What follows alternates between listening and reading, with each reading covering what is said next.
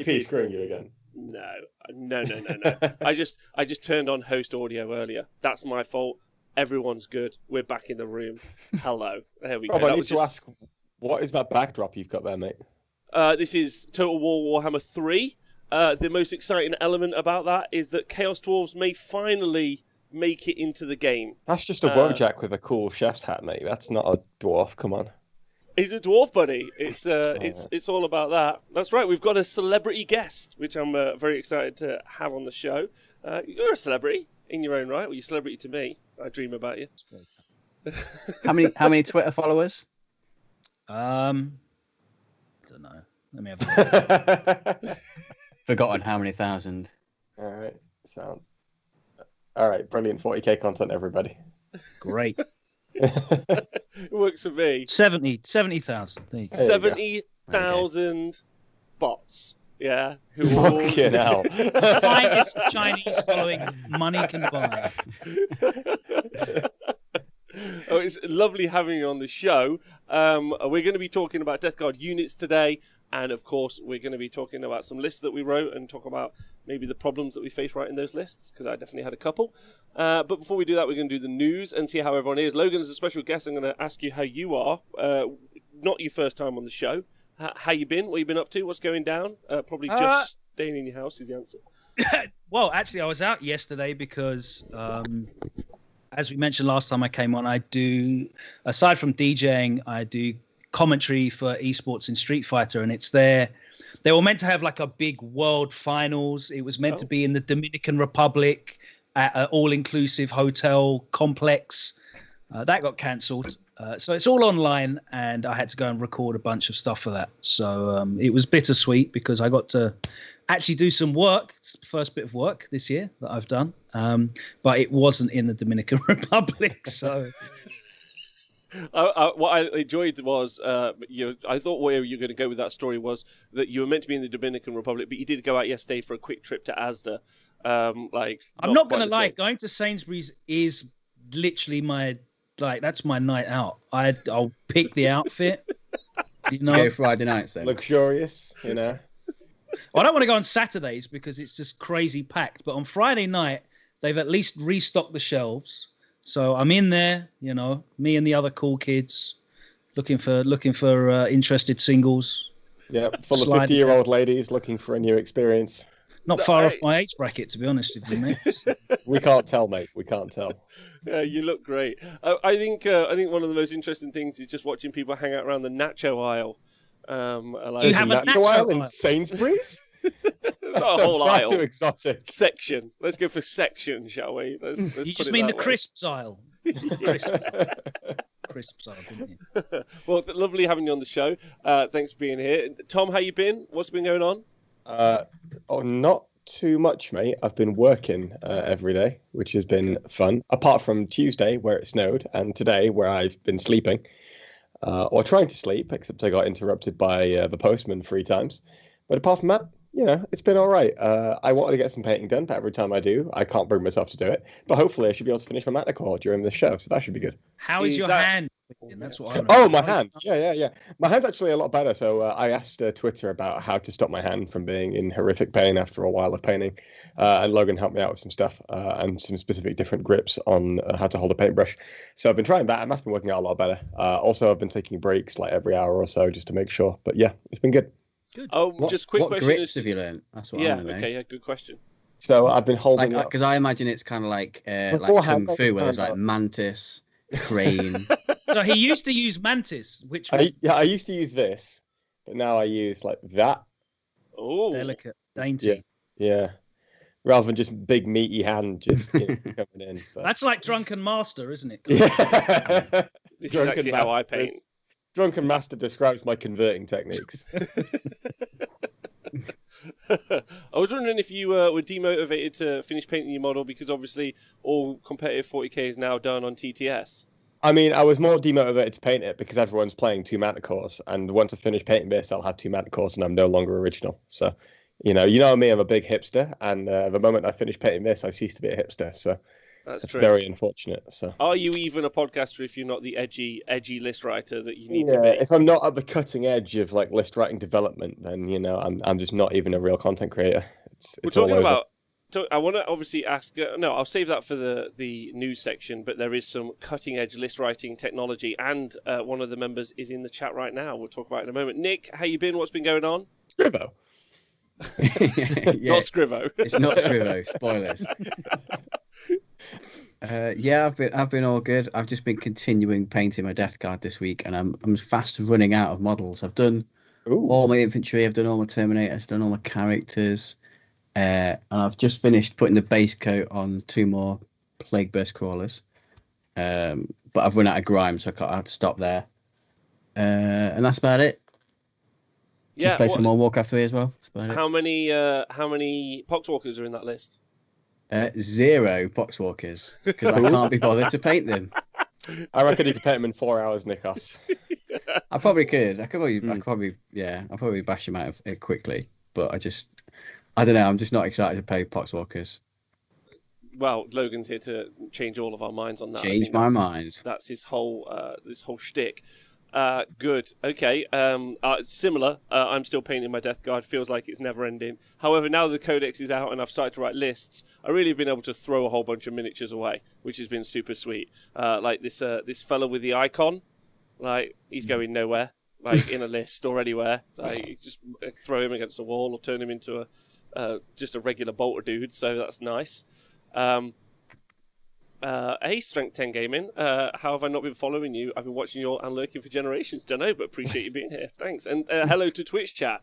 So just jumping straight into the news and talking about innovative lists, did you happen to see that Tank wrote the winner list for Nopen? We had him on the show on Tuesday, but the hashtag Shield Wall's a thing.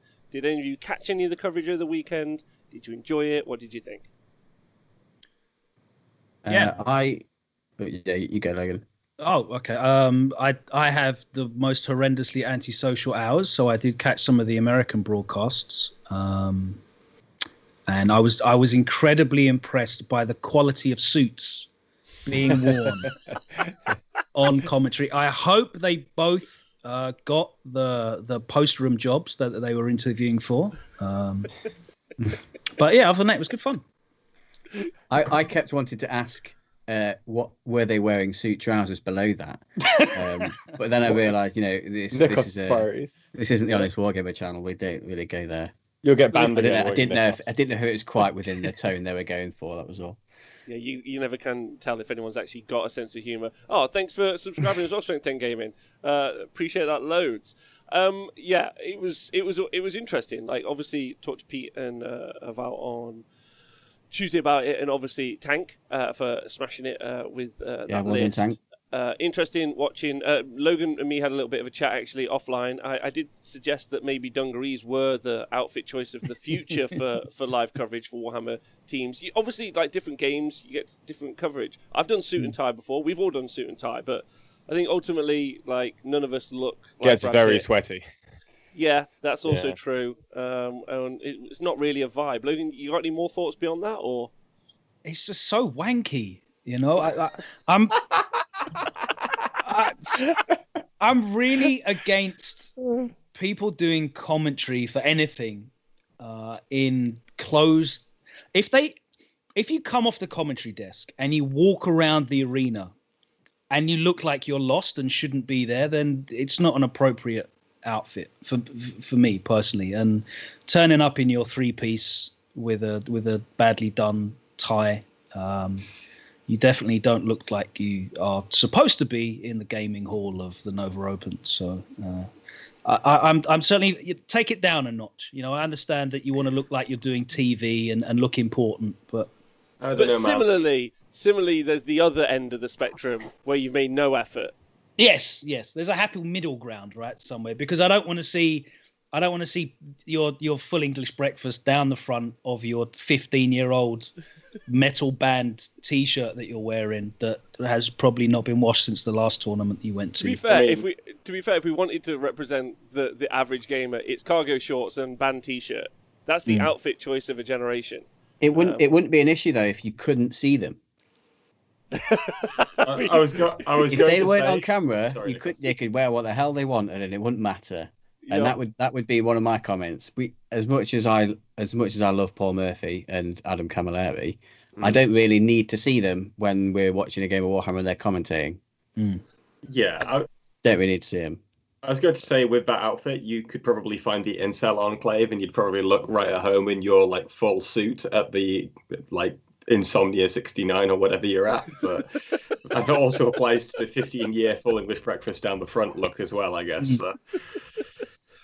It all works. It's all a vibe. Yeah, it just depends what it's all about. What energy you want to put out there in the world, I think, is the important part.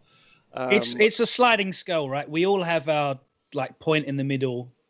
I don't mind seeing the commentators, but also I don't want to see them at all times superimposed on the screen continuously for it's hard for them. Yeah. Like 4 hours. It's nice to have that as a cutaway, isn't it? To see them to talk. Yeah, like catch up in between the rounds. We can see them sitting somewhere. They can go through whatever they want to go through. And then other than that, I just need to hear you talk over the top of it. It's like snooker, right? I don't need to see snooker commentary, or I don't ever see a darts commentator. You're not there for that. Superimposed over the top of the board as you don't get that. I feel like if you're commentating, you got a camera on you, you feel more self-conscious about what you look like. Whereas if you're commentating, you can be more.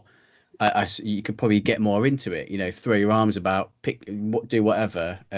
Without feeling self-conscious, so it might make your commentary better without being seen. I would feel. It reminds me of when we did the coverage for the Welsh event, and we were at a stood-up desk, which really at this point now has inspired me. So the arena has got a stand-up desk, which is where I'm at now, and that's all the only way I'm going to commentate from now on. We were like doing like lunges and like talking to each other. Like I fell off my chair once. Yeah. We just trying to keep that that physical energy level around, up. Yeah, I think that was important. I'm a big stand-up desk fan in general. I think once if I ever get the money again to create a bespoke hobby space, I actually want to make a stand-up painting desk as well. A stand-up workspace. I'm all for those. Yeah. I think that's the future. That's the future. Other news this week. Let's see how you guys feel about it. Obviously, the first wave of Dark Angel information, or like the book's out actually. So the entire wave, if you know where to look for it. So I guess I mean there's some pretty big stonks in there available. They're pretty strong. Have you got any off the cuff, any off the back thoughts? Anyone? Ezekiel. Oh yeah, what are you thinking about? Ezekiel is to the moon. Straight to the moon. Is he the Primaris dude? No, so Ezekiel's the chief librarian. He's 125 points. He normally the issue when you take a chapter command character, like a named chapter command character, the issue is normally that you can't take the warlord trait associated with them. So if you have, Asterath, for example, with Blood Angels, he can't take Wise Orator, so he doesn't get the +1 to litanies. For example, the same as the issue with Mephiston. But much like Tigurius, Ezekiel's got a baked-in +1 to cast for Interromancy. So he is not only he gets all the benefits of being a chief librarian, but he also has the benefit of the warlord trait without having to burn a CP to build a chief librarian. He's also, I think, only, I want to say 10 points more expensive than a vanilla chief librarian. Wow. Mm-hmm. He gets the baked-in +1 to cast. He's got a baked-in aura of +1 attack that doesn't stack with shock assault, but if you're Dark Angels, you're going to be in combat holding people up for second turn, third turn of combat as well. So he's great for that.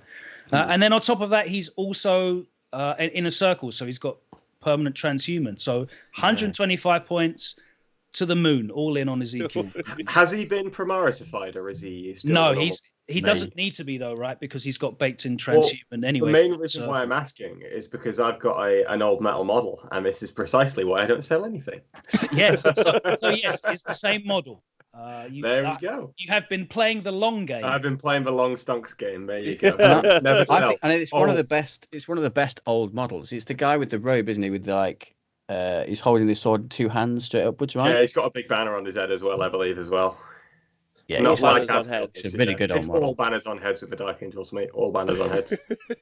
Never thought of a more impractical armor piece. There's no guy at like DARPA in America or anywhere who's looking at a suit of armor and going, yeah, I reckon actually a tactical flag on the top, that's really going to sort this right out. Really massively tall helmet with like a curved animal head on top with wings. That's going to nail it.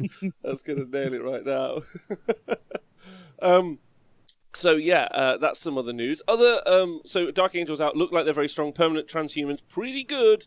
I'm amazed they kept it. I'm not, I'm amazed that they kept it. But there we go. Yeah, it's pretty wild, and I don't know why that's really there. But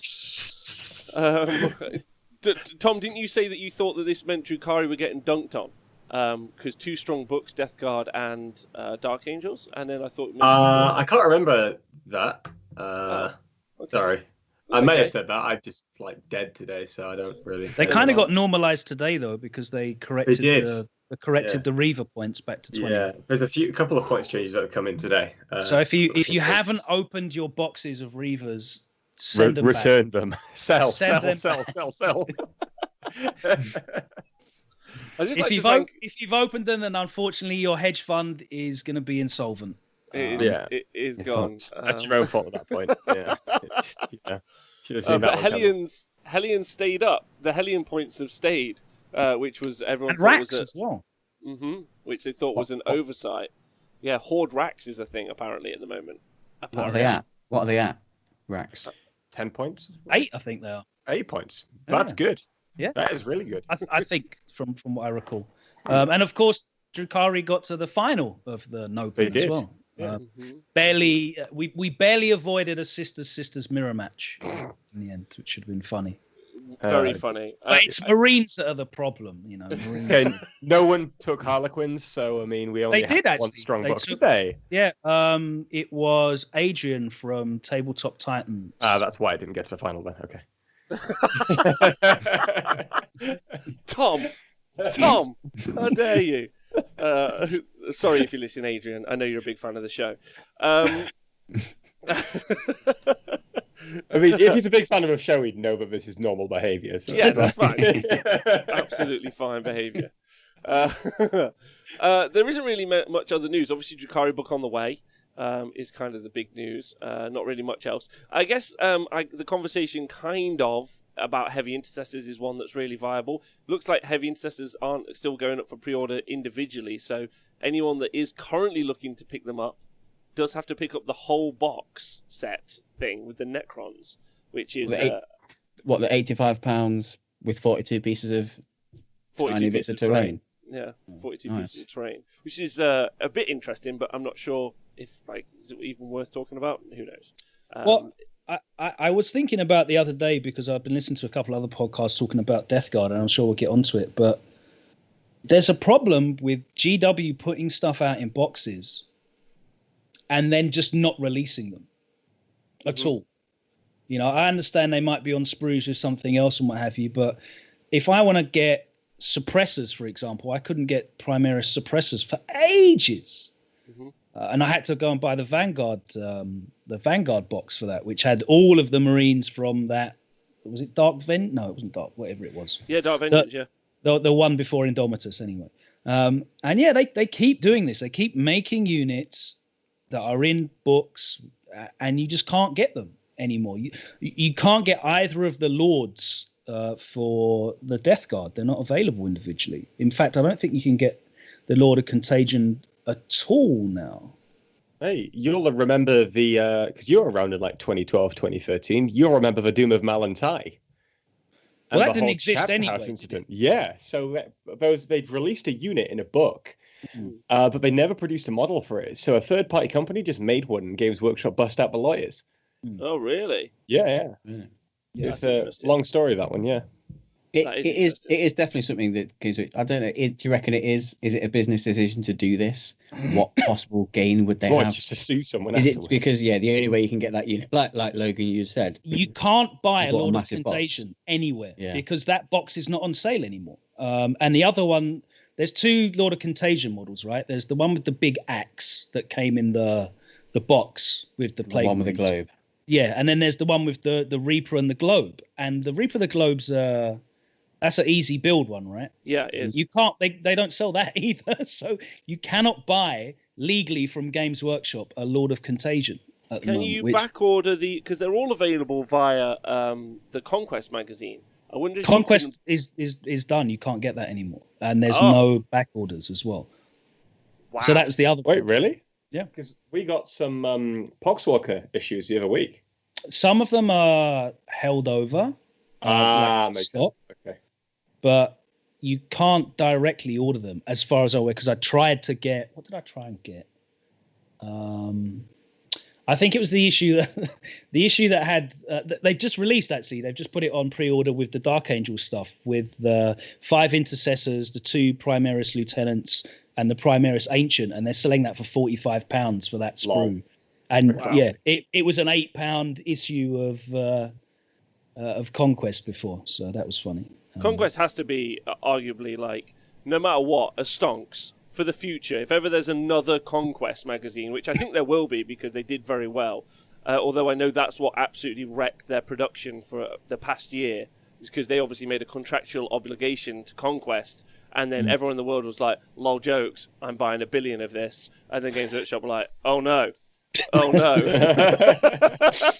Because they didn't limit production. They just did they didn't. Based on audio. Oh dear. They didn't limit at all. They were just like, whatever you order, you order. Like, it was just wildness. So that wrecked their production for a long time. But if there is a new one, I feel like that is the absolutely 100% sign up for like purchase that you kind of have to be a part of. It's like £8-9 a month, and you'll end up with like vehicles that were, 2 Plague Burst Crawlers I've got via Conquest, and they're like whatever they cost, and they were like £9. So it's it's nuts. It's crazy you can't actually buy some of the miniatures, especially as I think me and Nick in our list later, we've got a Lord of Contagion in our lists. Yeah. They're really good. So you could kit bash one at the end of the day, I guess. It's just you can find them on eBay and stuff, but that's not helping Games Workshop's business model at all. So I don't really understand, especially when the other one is the guy with the scythe is an easy build one. So you should. I don't see a reason to. No, that's the new one. There's two weapon loadouts of the Lord of Contagion. Yeah, there's actually a guy with an axe and an orb that you can take. Not that you would, because it doesn't add anything to you. But yeah, apparently there'll be an Indomitus Conquest soon. The first 4 issues appeared as a preview and then disappeared, says Datcom. Sensational. Cool. Yeah, that's really fun. If only we could have gotten Conquest in the US, says Darker Design. I don't even get anything from us in the US, like from Games Workshop at the minute, anywhere in the world. I don't know if anyone's still waiting on books in Europe, because some people were, but maybe that's been resolved now, I'm not sure. What was the other bit? There was some other news. Sorry for derailing you there. Oh no, it's super okay. The points, Rob. The points changes. Tom, you keep an eye on this? So we've had a couple of points changes come in. The first one was obviously Reavers have had the points changed back again because they were 10 points and now they're not again, which is good. They're now back up to 20 points a model, which is about correct. Mm-hmm. We've also seen a change to the Vexillus Praetor, which is the custard banner. So one of the options you can take for that is -1 to hit within a certain range. That has now increased by 10 points. And also, you were previously able to take plasma on Inquisitorial Acolytes for free, and now you can't do that. And I believe that's all of the changes, but I'm not certain. Okay, that's pretty good. Check WhatsApp. Tau drones got clarified apparently, but I don't know. It's a bit of a shadow release, though, right? Just a random. Yeah, but it was absolutely necessary, especially with the Reavers, right? Yeah. Okay. All right. I agree with that. And because it was I don't know if I can swear, because it was a F up on there. Okay, because it was a fuck up. Yeah. They're not really going to promote the fact that they fucked up the points on Reavers. So let's just slide it out. Hopefully, the people notice that need to notice, and everyone else. Yep. Yeah. It's fine. Else be like shush. Well, we'll did see. Did they do it on the same day they released the Total War Warhammer 3 video? They did. Wow. You mean they tried to bury the lead? That was the distraction piece. Yeah. By the way, Rob, I love This is how, out, by the way, that as well. they've all. I love how we've got points changes for a couple of units no one asked for, while you're still there with not enough data in the corner. Data Sigmar guys, we're fine because actually we don't drive things on data. And we're all narrative gamers. Is the new decision in the future? You need to make sure that those mushrooms are on exactly the right base size. they Age of really Sigmar community survived having no points, so. There's actually talking about points actually, and being able to list build and FAQs. There is some news on the app. Is there? I don't know if you guys. Yeah, it's still shit. It's still That's shit. The news. Yeah. Yeah. We all got the joke. Good. Apparently, racks are listed as having different unit sizes in 2 different FAQs. So now you need to make the FAQs fight each other to see which one wins. Oh, okay. Yeah. Big shout out to Neil. Hope you're well. That's lovely. Wait, there was an FAQ. Yes. Also, one of the big things that I was unaware of. I've been told a lot that there's a big community in Spain for 40k. But I don't know if you tuned in over the weekend on Twitch, and you'll have seen in the Warhammer section of whatever they're called sections in Twitch. It's probably one I'm part of. I don't know what anything is. The Spanish language channel had like 800 people pretty much all the time listening to the 40k coverage. And that includes South America as well. And I know South America has got so Argentina as well is really into it. Yeah, that makes sense. And also, I guess, probably all of the, I don't know how to say this correctly, the Spanish-speaking people in America. I didn't say hombres, so proud of myself there. Well, you did now, Rob, so good. All right, well, anyway, yeah, the app update. I don't know if we're meant to be waiting on any updates on the app. Isn't now it's just... Yeah, I've lost their forever, roadmap that they sent out. Yeah, it's just there, right? I guess, is the Latin X community. Thank you, 40k all the way. That's the right way to describe it. All right, cool. Before we go on, we normally would do stonks, but you're a special guest. If you haven't prepped, that's super okay. But if you've got some stonks for us, a sell and a buy, I'd be fascinated to know where you're at in 40k with this. Have you got any for us? Multi-melter attack bikes, I think, are a good shout. To buy or sell? Oh, definitely a buy.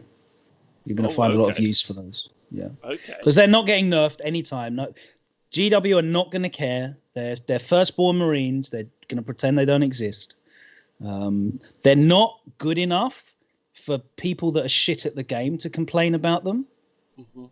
But they're better than Eradicators. Ooh, okay. Hot sauce.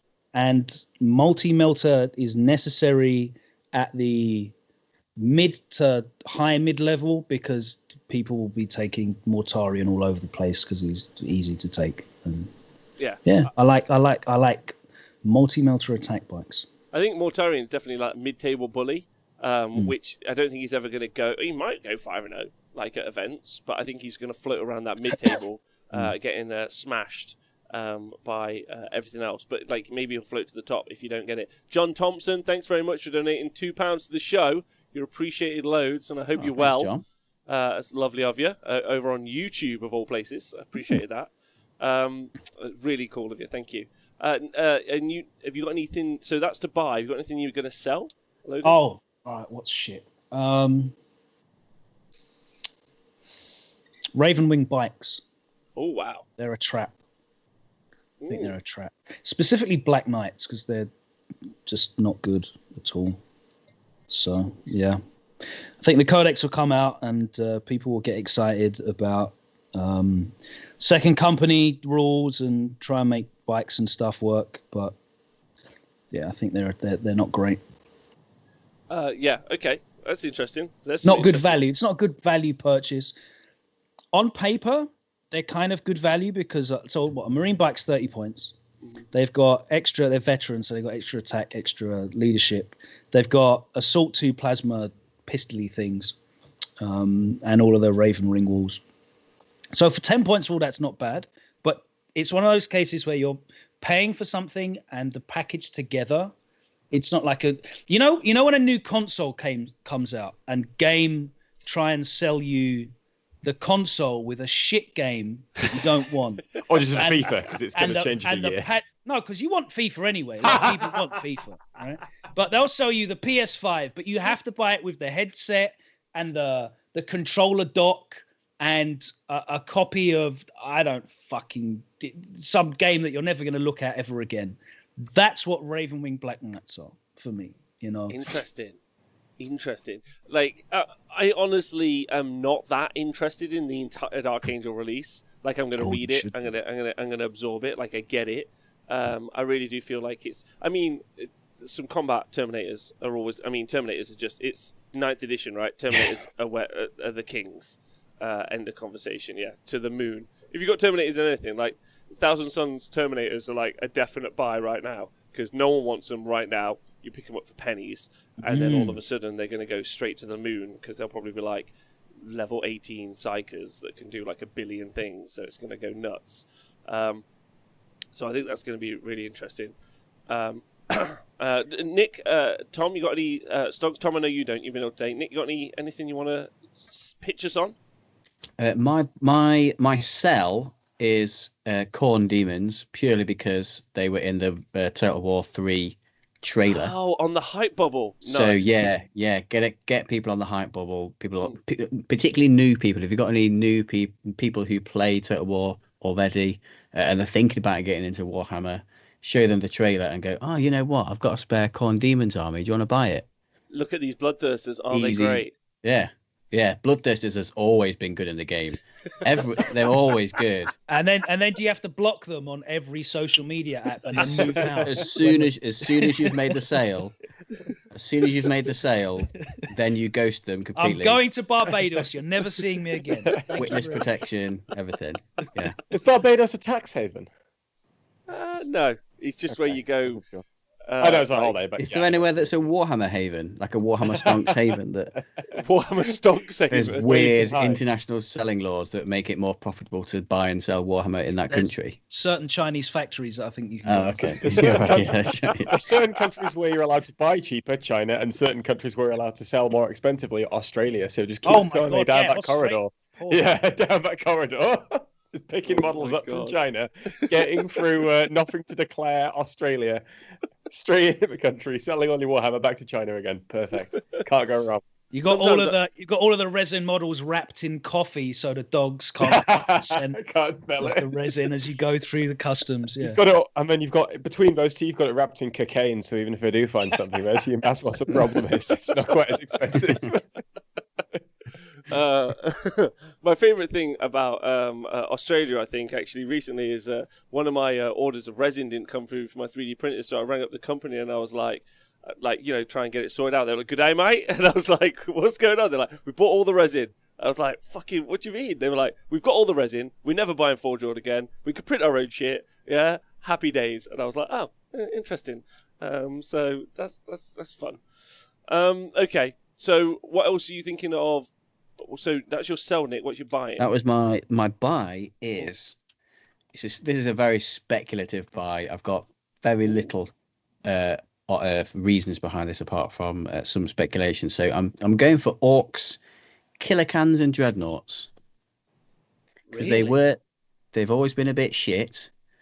Orcs aren't particularly on everyone's radar at the minute. You know, it's all Death Guard and Marines and all this kind of stuff. And there's some talk of Drukhari, and we know Orcs are coming at some point. Mm-hmm. And if they're making I've just got a feeling that they may try and make Killicans and Dreadnoughts good somehow. Okay. Well, so that's just a speculative guess. I don't know if this is going to break your heart, but I'm actually going to sell my Orc army this week. All of it, as opposed to buy. Shit. Yeah, all of it. Yeah, I think. Really? With the exception of the big mechs, because I converted them myself and I think they're good. I just think the days of the mech guns are still here, and you should buy it. But check out the link below. Yeah, I think ultimately, boys will get updated. Primarist. I've said this last week, so I'm very cautious of the Orc trades at the moment. I'd be on the seller's end, not the buyer's end. But interesting that you're on the buyer's end, Nick. Interesting that you're on the buyer's end. Buy them low, ready for when they're high. Okay. All right, I think they're. My main concern with that is at the moment everyone's scared of Mortarion, So there's going to be like a surge in multi-melters and las cannons everywhere.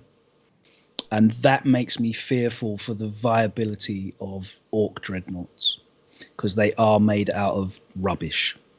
So. Yeah, yeah, they but are. But they could get a crazy, like, orc trucks have the ramshackle wall, don't they? So on a 6, I think you ignore, it becomes damage 1 or something like that. They could get a more souped up, weird orky version, which gives them more resilience. That would be hilarious if you shot them with a multi-melter and just rolled a 1 and just were like... They took nothing. Yeah. Yeah, I'm not sure. I guess also your sisters are also after the weekend. They're on a big hype bubble as well. I think there's loads going on there. I'm not going to run a raffle for the Orc Army, but I think the Orcs maybe have had their day. Also, the thing about the Orc Army is it was so mono build. Like, it's a good build, but it's a singular build. And like we talked about the Orc Armies a lot actually on the show, but I don't think you can build the Orc Army loads of different ways. I know a lot of people will not agree with that, but that's kind of my feeling. Are you keeping your boys? No, I'm going to just flog the lot, I think. And then, like, if ever I want to, I'll start again. I'd like to probably go like more elite with it anyway. I'm going to keep Gazgul because he's amazing. But everything else, I think. So yeah, interesting. All right, that's stonks. That's stonks and news. So let's go on with the show, I reckon. Let me just bring up the information. Yeah. So we're going to go through the data sheets, because this is where we got to last week, and then talk about lists for the Deathguard guys. So if you've got your codexes at home, feel free to join in on this one. I think one of the interesting things, I don't know about you guys, one of the interesting things about this, like analysing the data sheets and analysing the book as is, and I've watched a whole bunch of different like content creators over the past week talking about Deathguard. It's been really fascinating, and listening to the combos has been really interesting. Listening to people be like, you could do this, you can add that, you could do this demon prince with this, you could be in this sub-faction and do that. But none of that, like, and while that sounds great because you get like bombarded with this like wave of like euphoric stuff, you're like, so many options. Actually, you do eventually have to pick an option, and then the really difficult bit beyond this is building a list. Like the you could do all these combos, cool, but then how do I actually like build a list that's going to play? I found actually quite challenging, and mainly because I think the strengths in the book produce also a weakness, mainly in those kind of like buff characters that you have around these units are slow, and there really isn't a delivery system for them. So I don't know if you guys kind of like got any. That was ironically one of the issues with Deathguard previously, in the way that you wanted to handle them was like pull them apart and bring them outside of those auras, and auras are arguably more important to them now. So I definitely, especially when you look at how the secondaries are set up, their codex specific secondaries, they're based around you trying to get to as many different objectives on the table over the game as possible. So yeah, I can see that still being a problem for them, mobility and having to bubble up. Yeah, it's one of my issues with writing lists, which wasn't, by the way, just 18 Death Shroud Terminators and Mortarion. Different list. didn't really need to deep dive that like later on. I've written you a list. There you go. Go forth and smash. But we'll go through these right now. So we'll start with the Deathguard Demon Prince. Nick, who you've just finished painting, is that right? Yeah, I finished a couple of characters recently, Demon Prince, and a custom Lord Virulence that I made, who's behind me. Because you think he's good? Yeah, I quite like him. Okay. I think he's decent. I think I think I did a bit of math hammer. I think he's more efficient at killing than a Demon Prince as well.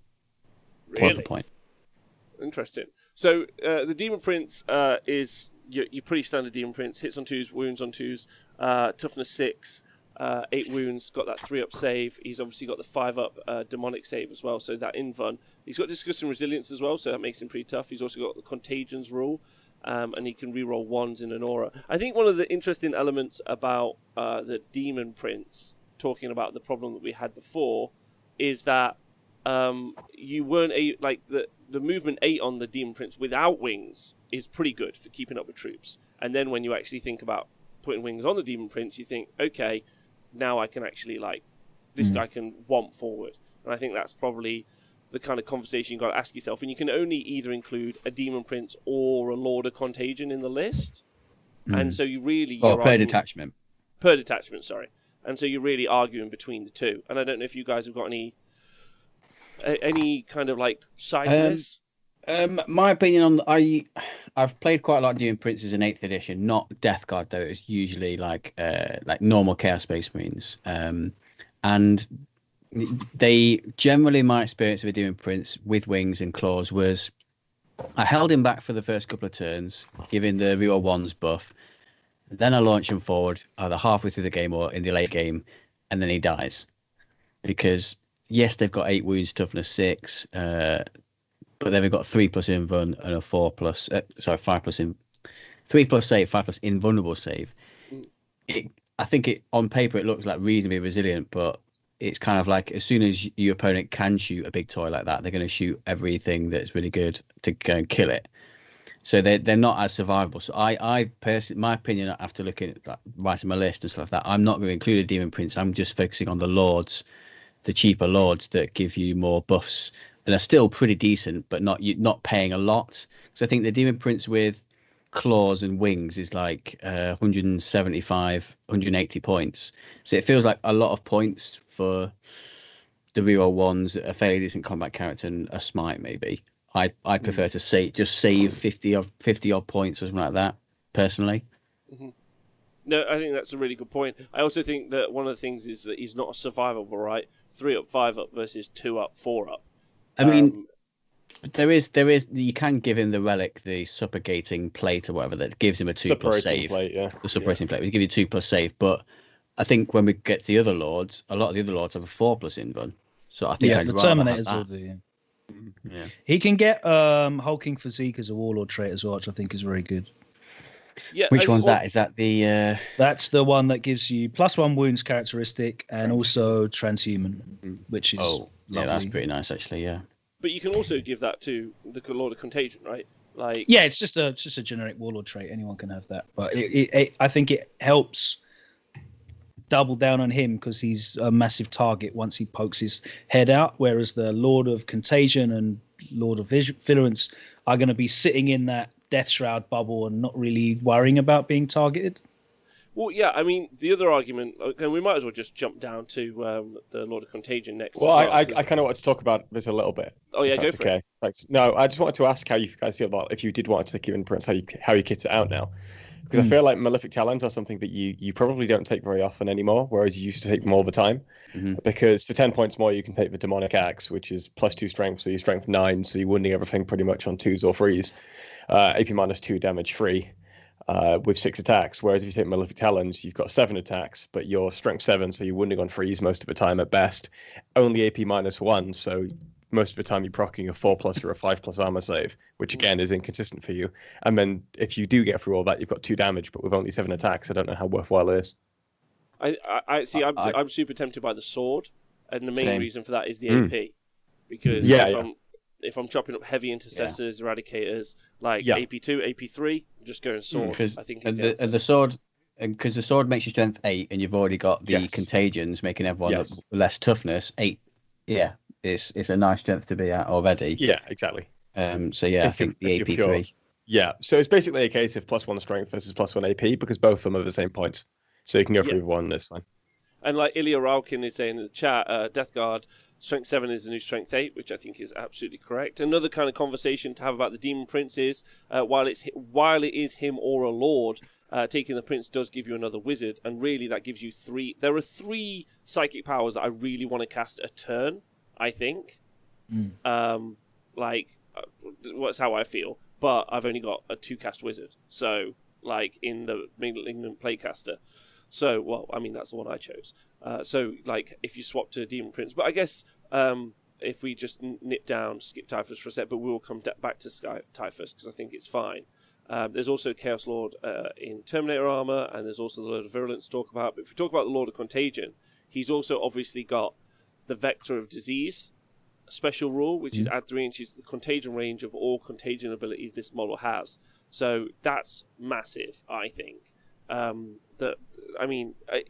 It's really easy sometimes to just say the Lord of Contagion's the answer, but really it's about like having a discussion about why it's the answer and what you're looking for in the list. And I think for me, I just feel like you get the reroll 1s. You also get, and this is really important as well, teleport strike. So you do also get to deep strike him, like for free, not paying any CP, not paying any points for that. I mean, you are paying points on his data sheet, but you're ending up with this guy. I feel like this guy's the standout winner of the two. Is how I don't know if you guys think anything different between what this guy and the Demon Prince. Yeah. I like him because he's obviously not quite as choppy or the damage output isn't the same as Demon Prince, but he's a much cheaper points value. The fact that you can teleport strike him, we mentioned earlier that the army's quite slow, and I think you mentioned before the show, Rob, you were like, well, how do I want to launch like a combat squad up the table, but how do my characters keep up if they're like rhinos or something like that? And I think he's the kind of one of the answers, because you can pay for a Demon Prince with wings that can fly or just walk at movement 8. But this guy being able to just deep strike in where you need him is quite nice, as long as your opponent doesn't screen it out, etc. Yeah, I agree with that. I think. So, has anyone got any thoughts between Lord of Contagion and hey, Mam Dare, Tibble's Evil Cat? What up? Hope you all. Gary, hope you well. What up? Have you guys got any thoughts between those, or should we move on? Which two are we comparing? Sorry, Lord of Contagion and the Demon Prince at the moment. I think the Lord of Contagion is more of a force multiplier, and the Demon Prince you want to get in and do more of the heavy lifting on his own. They both are force multipliers, and of course you've got the ability to cast with the Demon Prince, but like you're saving points on the Lord of Contagion to just sit him in and have a wider contagion range earlier on in the game, especially if you're not using Mortarion, right? Because if you're not starting off with a 9-inch contagion bubble. It's nice to have a wider one early on. So I think, if you're trying to play that kind of force multiplication game, the Lord of Contagion is really nice. Yeah, and he fulfills that counter charge role as well, so you don't need like a Demon Prince back there doing it. He could just do it himself. He doesn't, he's perfectly capable of doing some work on his own, because he has got a decent profile. He's got 5 attacks. He's got decent access to decent weapons, and then he's also providing that massive negative toughness Steve buff if you are running it as pure, so you can just do that without having to spend the 30 points on a Demon Prince. Sorry, go on. No, you have to. I really like him with the axe as well, because I think strength 8 is really, really good in general for Deathguard, because if you put anything toughness 5 into them, then a strength 8 plague weapon is lovely. Yeah, and also, there's a bunch of like good conversations about like how you take him. If you take him with a Man Reaper, even like if you wanted to, like the ability for him to like pivot to like be doing that 2 damage, or like make a sweeping attack and scythe through. So there's some real options there. Like everyone in the chat said, he's cheaper, which I think is good. He was never around in 8th, so he'll be seen a lot. And Datcom pointed out the fact that you could switch those profiles. So yeah, Lord of Contagion just seems like a big winner to me. And obviously there's so many different like relics and warlord traits that you could give him Arch Contaminator. You can make him more survivable. You can make him a force multiplier. There's a bunch of stuff I think that you can do with this guy. Like, I mean, for tax, which like the HQs to a degree of taxes, obviously you want to get the very best out of the HQ that you're choosing for your army, and invariably they have to be a force multiplier in the army, because like unless it's something akin to a Smash Captain or something, I think one of the other really cool things about him is when you're building a list, you have to Deathguard are really character heavy, right? Because you're going to take a fetid Virion of some description in the army, and you're probably going to want to put traits and definitely relics around there.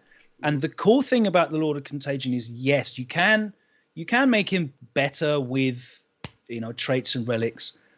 He's really good just out the box without spending any CP, without using up your warlord trait, without using up your relic spot. He's really good then. He doesn't need to be powered up, and you can kind of look at putting your stuff elsewhere, which I like about him a lot. Rather than looking at the Demon Prince, I'm like, he's such a big target that I want to give him more. You've got to invest a lot. Yeah. You've got to invest a lot into it. Yeah. Yeah, I agree. That's what I ended up doing. I ended up putting obviously only just a warlord trait onto my Lord of Contagion. And then I just put my relics in other places where I thought that would be better. But yeah, you could buff him up or not, and he's great on his own. I mean, he's even good on his own. Like again, Deep Strike. Yeah, you want to put him as a support character somewhere. But like it's a small base. They leave him some room somewhere. This guy's going to get amongst it in your backlines and start chopping through some stuff, which I think is, again, cool. So he's cheap for what he can bring to the table. I didn't know, Logan, if this was your boy, but I think one of the other good conversations is about my man here, Typhus, because I think Typhus is absolutely stonk value. Like, he's just brilliant. Like, he brings that psychic power with him, which is obviously good. I don't think you even necessarily... 2 psychic casts. So if you wanted to have him and a malignant, that's 4, right? He's as good as a fighter as... Actually, he's got an extra attack compared to the General Order Contagion as well. And if you wanted to, you could make Poxwalkers go around him. But I think he's just brilliant on his own, right? Yeah, he's very good. 165 points as well, so he's 45 more points than the Lord of Contagion, but like you say, you get an extra attack. Yeah.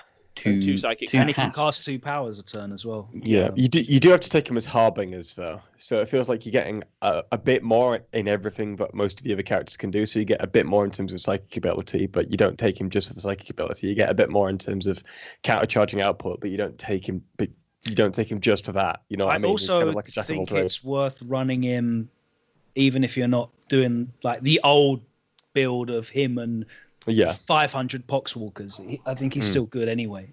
Yeah, he's decent. But that brings up a really good point about this book, which I don't know if you discussed last time round, but you know, the question of you can't just take everything you want, right? Because you are locked into the different plague companies, and I kind of like that in that I don't get everything. You know, I want to use that warlord trait, but that stratagem's better. But Typhus is good because he's a caster and he's a lord as well. But I have to be harbingers there. I have to be ferryman there. I have to be inexorable. And the only thing that we didn't say there is that you don't actually have to be harbingers with Typhus. He can still be in a plague company as himself. But so that's the kind of interesting thing. He just doesn't get obviously any of their auras. Benefit. Yeah, and you shouldn't make him the warlord trait. That's the only element. But yeah, you're right. And I think I had a big look at the book today, like a big look. And actually I looked at most of the bonuses and I was like, I didn't really care loads about most. Ferryman stands out to me as obviously like the biggest, but not really because of the half move. I was like, because I was looking at units. We could talk about this a little bit again. It's a stratagem. I was looking at units that I would want, how would my game play? I'm moving up my Rhinos or I'm moving up my Deathguard. Like, I'm half moving a unit. Like, well, I'm already close enough for the contagion range. Or, you can do it in some janky ways, right? You could do it, so you could spend the CP, so you do it from, vector it from somewhere else, right? So you could do it from the terrain piece, or you could do it from a bloat drone you've thrown up the board, or something, and then you half everyone's movement. That could be a thing that you do. But I don't really, I'm like, do I give a shit? Like, do I truly give a shit about halving their movement? Whereas, actually, I much preferred the Inexorables, the debuff the charge, the -2 to the charge. I thought that was a bigger deal that I would want to take. But obviously, Ferryman's got the buff on the Virion range, like you said, the stratagem, which is clearly, a massive winner, ultimately.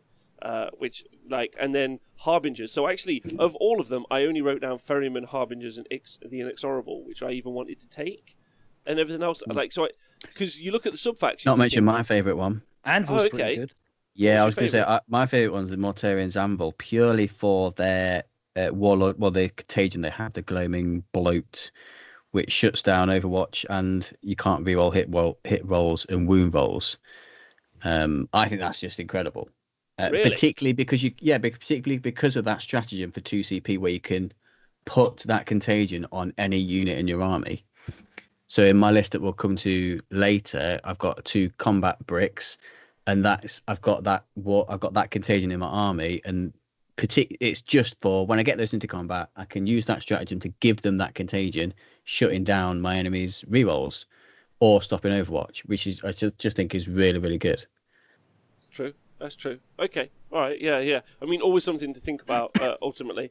Yeah, cool. I also like Anvil as well because of the stratagem. So if you're going Terminator heavy, having the ability to intervene with units other than bloat drones is really good as well. I quite like that. Having that as an option there, because it's another thing that makes charging you horrendous as Deathguard. So if you're using Terminator units, especially smaller ones, I think it's really good. Yeah. Okay. Yeah. And gloaming bloat was the trait that everyone kind of went to day one to pick for Mortarion as well as his fourth one, wasn't it? Because he gets a 9-inch bubble of you can't re-roll anything. Yeah, I think the strat to pop that out in the right place is possibly like the best. I do like the debuff charges though, especially if you're playing on something like a WTC board, because there's a lot of forests on the maps generally. So obviously that's -2 to a charge anyway, and now another -2, it's -4. That's making a lot of those charges not work. I know obviously there's putting characters around so that if you do charge, then you're fighting in turn order. Like you could do that from the Putrefier, I think. But I like just being able to just go, cool, another -2, change that math up a little bit. I think makes it quite interesting. Maybe even like gives you some good protection against deep strikers. But yeah, but Typhus I think is baller, and also damage 3 on his scythe as well. So big boy scythe, yeah. Yeah, big boy. Yeah, he's got 18 damage coming out of him if he gets it all through from the cleave, which is not nothing. And so yeah, I really like him. And then you've got the other characters and lords, which are a little bit whatever, I think, unless anything's got anything that stands out. Malignant Plague Casters are nice cheap if you're running a second detachment. You know, if you want to stick a ferryman patrol in just to get the Virion in there and use the stratagem to get the 12-inch, you can't do anything straight off, then it's nice to have a cheap caster. But, well, I was going to say, sorry, I pretty much assumed we all are taking a playcaster as our second HQ choice. Yeah, we don't need to talk about it because we all have one. It's fine. Go on my list, I've got 2 lords. You've got 2 lords. What the hell? Nikos just pissing about. Go on then. Tell us why. Standard play. 2 patrols. Okay. I want 2 spots of reroll 1s in 2 places, and that was the only way to do it. And I'm not that bothered about magic. I just think the buffs are so good. -1 to hit, I think it's massive. +1 strength, +1 toughness, I think is huge. And turns the maths around really nice. Those are like my 2 autos. And there's still a 3rd spell I want in there as well. And and I haven't got it in. I feel like it's just a clean sweep. The playcaster goes in, but obviously not. Obviously, I was fucking wrong, and I apologise. Yeah, I hadn't thought that through. I mean, I think he's got his unique rule is if he casts a spell, 1 mortal wound to a unit within 12. I think there was a relic or something else which also does a similar ability. So that dude can pump out quite a lot of mortal wounds. And my speculation is that this is the kind of rule that Tzeentch are going to get in Thousand Suns or Tzeentch Demons casters. I feel like this is the type of rule that we're going to get in that book, which is going to make their magic either unique or stronger without making them just spam loads of spells. Right. I think it'll be when they successfully cast, they'll do like extra chip damage, mortal wounds. That's just pure random speculation. Okay. Yeah, I guess you could do a smite, and I mean, I'd be looking for -1 to hit and +1 strength, +1 toughness every round. I think, and it would be super important. But this kind of brings us to it will bring us to the conversation of how do I get him there though? Because unless he's going in a Rhino, this mofo's walking across the board and he's getting his face shot to pieces. He can carry a stick all he likes, but it's not going to do nothing other than it's a target me stick. I think that's what your death shrouds are there for. Yeah. All right, well, let's talk. We'll move on for the characters then, and we'll just talk about the troop choices. Shout out to the Lord of Virulence. No, yeah, sorry. I was sorry. You're right. Terrible showmanship there. The Lord of Virulence. You wanted to talk about the Lord of Virulence, so please tell us. Well, I quite like him just because he's already got 2 auras, and you can give him a 3rd one if you want to, or another debuff. So I think he's a really good force multiplier. And one of the reasons why I really like him is because his gun's pretty cool with a twin plague spear and a 2d6 flamer. It's pretty decent. And there's a pathogen, which is the cheapest one, 10 points, something viscous death or something like that. So you make that strength 6, and then you can re-roll the random shots for the 2d6. So I do think that's a really nice upgrade for him. He punches pretty hard. He's giving you reroll 1s around you. He's pretty resilient. and you can deep strike him in. And with the pathogen, he only comes in at 130 points, so he's very similar level to Lord of Contagion. So I think he's pretty nice. It's good arguments. Big fan. And I guess he's still a good combat unit as well. Yeah. 5 attacks. Yeah. 5 attacks. 8. Yeah. Yeah. It's a good Damage point, 2. actually. Yeah. 3. I guess maybe the main problem is like he got talked about with his stratagem, and the stratagem is pretty much a nothing, right? But actually, if you compare him to a Lord of Contagion, he's got some real... Don't just associate him with a bad stratagem. Don't tar him with that brush forever. I'm sorry to completely derail the conversation, but you know how Games Workshop released a bunch of points changes today? Yeah. And how they didn't bother to tell us what they'd actually changed? Yes, sir. That means that I'm getting trickles as people work out what's changed in points. And apparently Shadow Sun has come down 20 points. There you go. Carry on. Whoa! Okay. Go Shadow Sun. So Tau now fully back into the bottom of the pack. Back in the game. Ooh, that's all they needed. They needed. Tower fixed now. So Nick, Ixtab is with you. He likes the Lord of Virulence as well. Yeah, and Datcom. And Datcom. The only reason I take the Lord of Contagion over the Lord of Virulence is the +3 contagion range for flash outbreaks, which I do kind of agree with. I think that's quite important. But you still get the teleport strike, which is in there as well, like we talked about. I like the threat of the strat will remind my enemy before the game I have it, so that they'll split up their army. That's a good idea. Yeah. Bit of psychological warfare. Psychological, yeah. All right, Law of Virulence. Okay. So we're going to move on to the troops now. Plague Marines. Let's talk about Plague Marines. You got any favourite weapons for the Plague Marines? Loadouts are an interesting choice here. Bolters. Just bolters. I like bolters on them. I like Plague Marines if you're running a lot of them, and then using aura buffs to just make the bolter fire ridiculously good. Other than that, I'm not really taken with Plague Marines, so I'll let you guys sell them to me. Well, I think one thought I had about this book is that a lot of other books that have come out recently, like Marines, have got a lot of pretty decent objective secured things and other ways of getting OBSEC. You've got Custodies and Necrons who can have an entire army of OBSEC. I think Plague Marines, although you've got other OBSEC stuff like Cultists and Poxwalkers, but I don't think they're that great. Plague Marines are, I know Logan disagrees, but I think Plague Marines are you can make a pretty decent combat unit. And yeah, they're a good OBSEC unit. So I think there's a place in them in your list for that reason alone. I've either because I kind of wanted to play them more combat focused. I've not really looked. I know there is some pretty decent combos for bolters, but I've more focused on a unit of 10, making it a really good combat unit. And obviously they've made a change recently in this edition where they've really limited the amount of options on in the unit based on what is in the box, which was a little bit frustrating because I was really looking forward to sort of, God, do I have like a big unit of double plague knives or a massive unit just axes? It would have been quite. You could have got quite creative and cool, yeah. But so you are limited a little bit. So the loadout that I'd go for 10 for pure combat is a Power Fist guy champion, one cleaver, and then 2 of everything else. So 2 double knife, 2 axe, 2 mace, and 2 flails. Really? I think my favorite, just getting all the combat toys, because I know, they're just all really good. And it's an expensive squad, eh? It is a thing. So the squad in my list is like 270, something like that. It is a lot, and it's in a Rhino though. They're in Rhinos, so they're even more.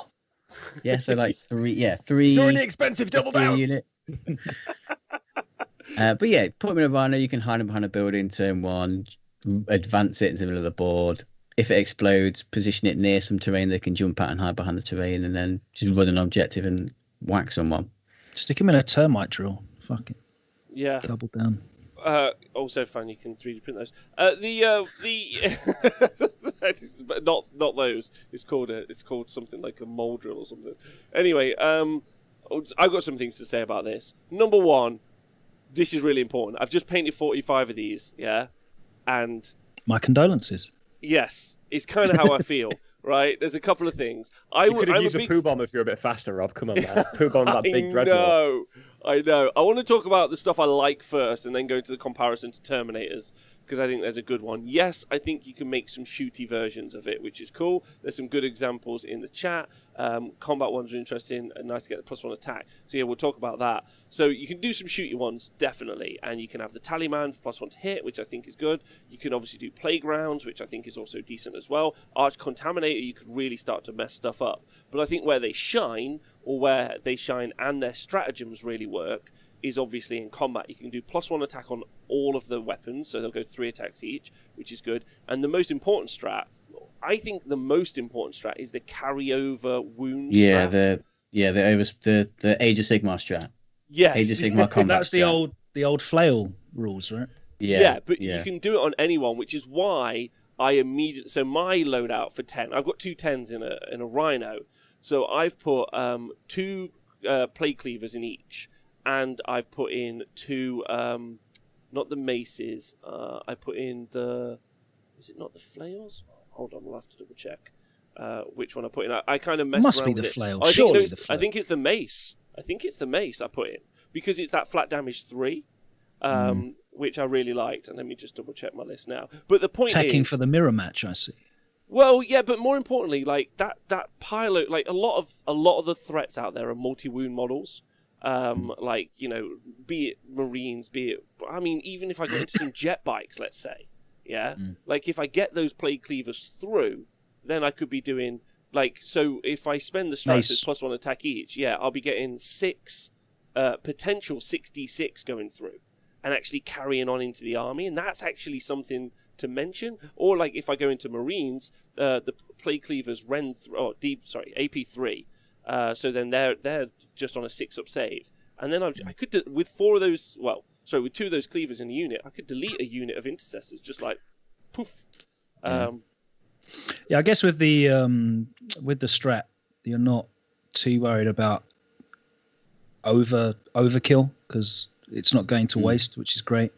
But I still really like the flails. You know, you mentioned the +1 attack strat and turns into +2 attacks with the flails. They're flat damage 2, AP -2, +1 strength, which is great, but doesn't really make any difference. Well, I suppose it's good if you're going into toughness 5 stuff.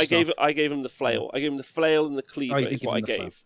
Yeah, I'm on board for the same thing, because I think also if you go into something that's, let's say, toughness 8, or if you go into a monster or morty or something, those cleavers are super good for that. And then, so I think, so that's kind of, and then everything was just ablative wounds. Because if I come up against a horde, just smash them through the Plague Cleaver, come up against a big monster, smash them through the Plague Cleaver, and everyone else is just there for the time, is my kind of thoughts, and then pivot around that.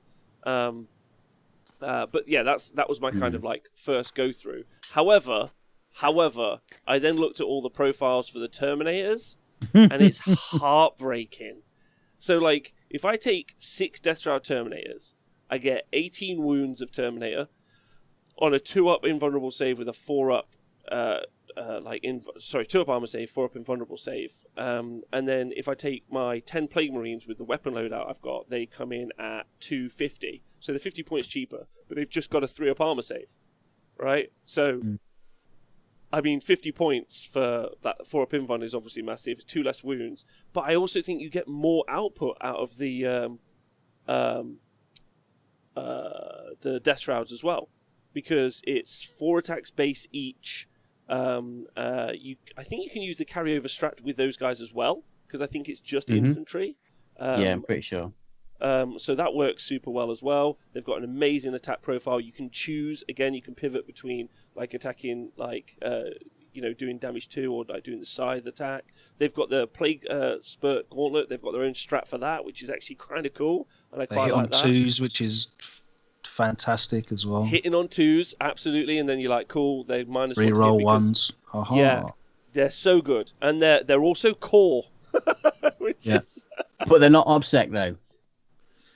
Yeah, so but it doesn't matter if everything's dead. Yeah, it doesn't matter if everything's dead, and it's not obsec anymore. Does anyone look at this and feel really sorry for Nikos in terms of how little core Necron's got? You just got shafted on the amount of core stuff you got, mate. Whereas here, these guys don't need it. The entire army's obsec. We don't need core shit. Yeah. You can put down 6 death shrouds and then Yeah, one it's little not like scarab. they're built around a bunch of buffs. So yeah, so I started to look at these and Blight Lords I think are even a little bit cheaper than the Death Shrouds, and I just don't think they stack up at all. And I know what everyone in the chat is like, Marines are for obsec and Death Shrouds are for killing, and I'm like, well, why not just take 18 Death Shrouds and kill everything, and then you're doing the same job. The only thing I can say actually about, and again it really ties into how you play the army on the tabletop from a list writing perspective, is when you put the units of 10, or I've got 2 units of 10 inside Rhinos, yeah, you put them in and they can fly up the board.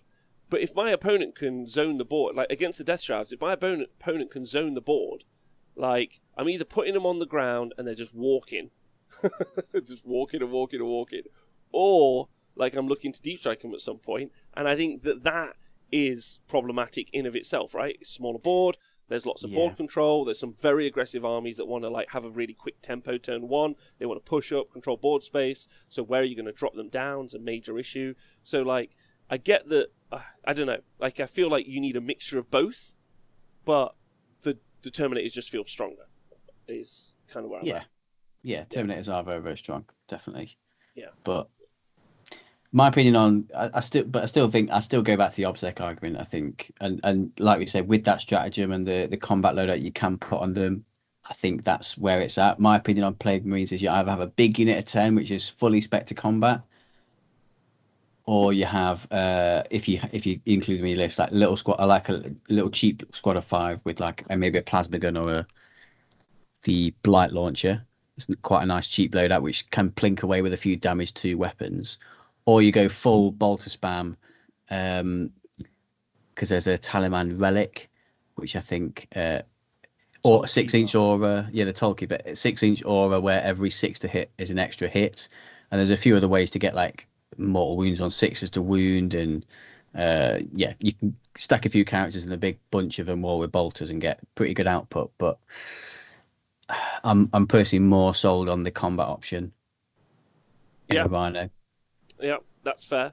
So yeah, like, has anyone got any thoughts between? I mean, we don't even need to talk about Blight Lords. Same thing. I guess the other thing going for the Death Shroud is they can. I'll talk about Blight Lords. Yeah, I go think for Blight it. Lords are fucking great. If I'm honest with you,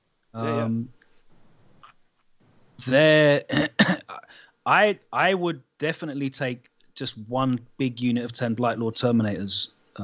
They give you better shooting output, and you can do all the same things with the Blight Lord Combi Bolters as you can do with the Plague Marines. You can use the stratagem to make their bolters plague weapons. You can use the Talisman Tollkeeper, so they're proccing on 6s and exploding. So you're putting out a lot of shots that are hitting on 2s because of the Talisman, and exploding and plague. It's really good, and they've got Bale Swords, which I think are very good also, going into well-armored targets, which is probably what they're going to be fighting if it's a block of 10. They got an enormous footprint. They're like, you can't really charge them. They'll hold anything up if they want to. You've got the psychic powers you can put on them as well to make them more survivable, more offensive. And then you can have Death Shrouds around them to come in and clean up once the Blight Lords have kind of taken the brunt of it. I really like Blight Lords because it also gives you that kind of mid-range shooting threat as well, which you're not getting from Death Shrouds. It's true. It's really true. Yeah. They're all brilliant. Like, I think the Plague Marines have to argue for their place in the list. For me, like, if you're going for, I want more a larger number, and I want OBSEC, that's why I like Poxwalkers, because I can spend all my points on the nice toys, the Terminator armor-clad toys that I want to play with, and then I'm just going to throw 50 or 60 shambling bums at you that are just going to... They're just going to put their toe on the objective with OBSEC, and you'll kill them, and then I'll roll 7 dice and bring some back, and they'll appear back in the. We'll talk about Poxwalkers in a minute because I like Poxwalkers. But yeah, I really like Terminators. They're fantastic. We all like Terminators and Plague Marines. This edition, we all like Terminators. Yeah. Yeah, especially we all like Terminators, but they're good now. Yeah, that's true. That's true.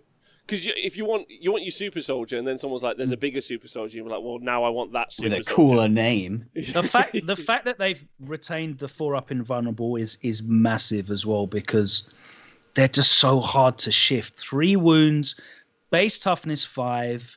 They've disgustingly resilient as well, so it's really difficult to drag them down. Even hitting them with thunder hammers, you have to hit them twice, and they'll statistically save one of those.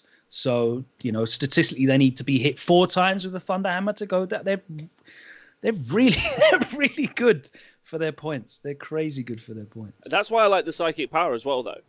Like +1 toughness, +1 strength. Like, I mean, the +1 strength is neither here nor there. I don't really give a shit about it, but like, whatever. But the +1 toughness, so it's T6, then that changes everything up again.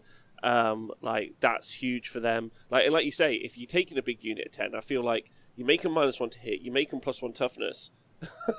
Like, it's just it's wildness, ultimately. And yeah, like, you make it so that they can't be charged. Again, we're doing that thing where we talk about all the combos. Let's not do that. But yeah, I think, and Datcom says, I wish I could give them objective secured. But I guess thank the Lord you can't, because it's going to beat everything off the objective anyway, right? Yeah. Sorry, what? So there's going to... Sorry, Tom.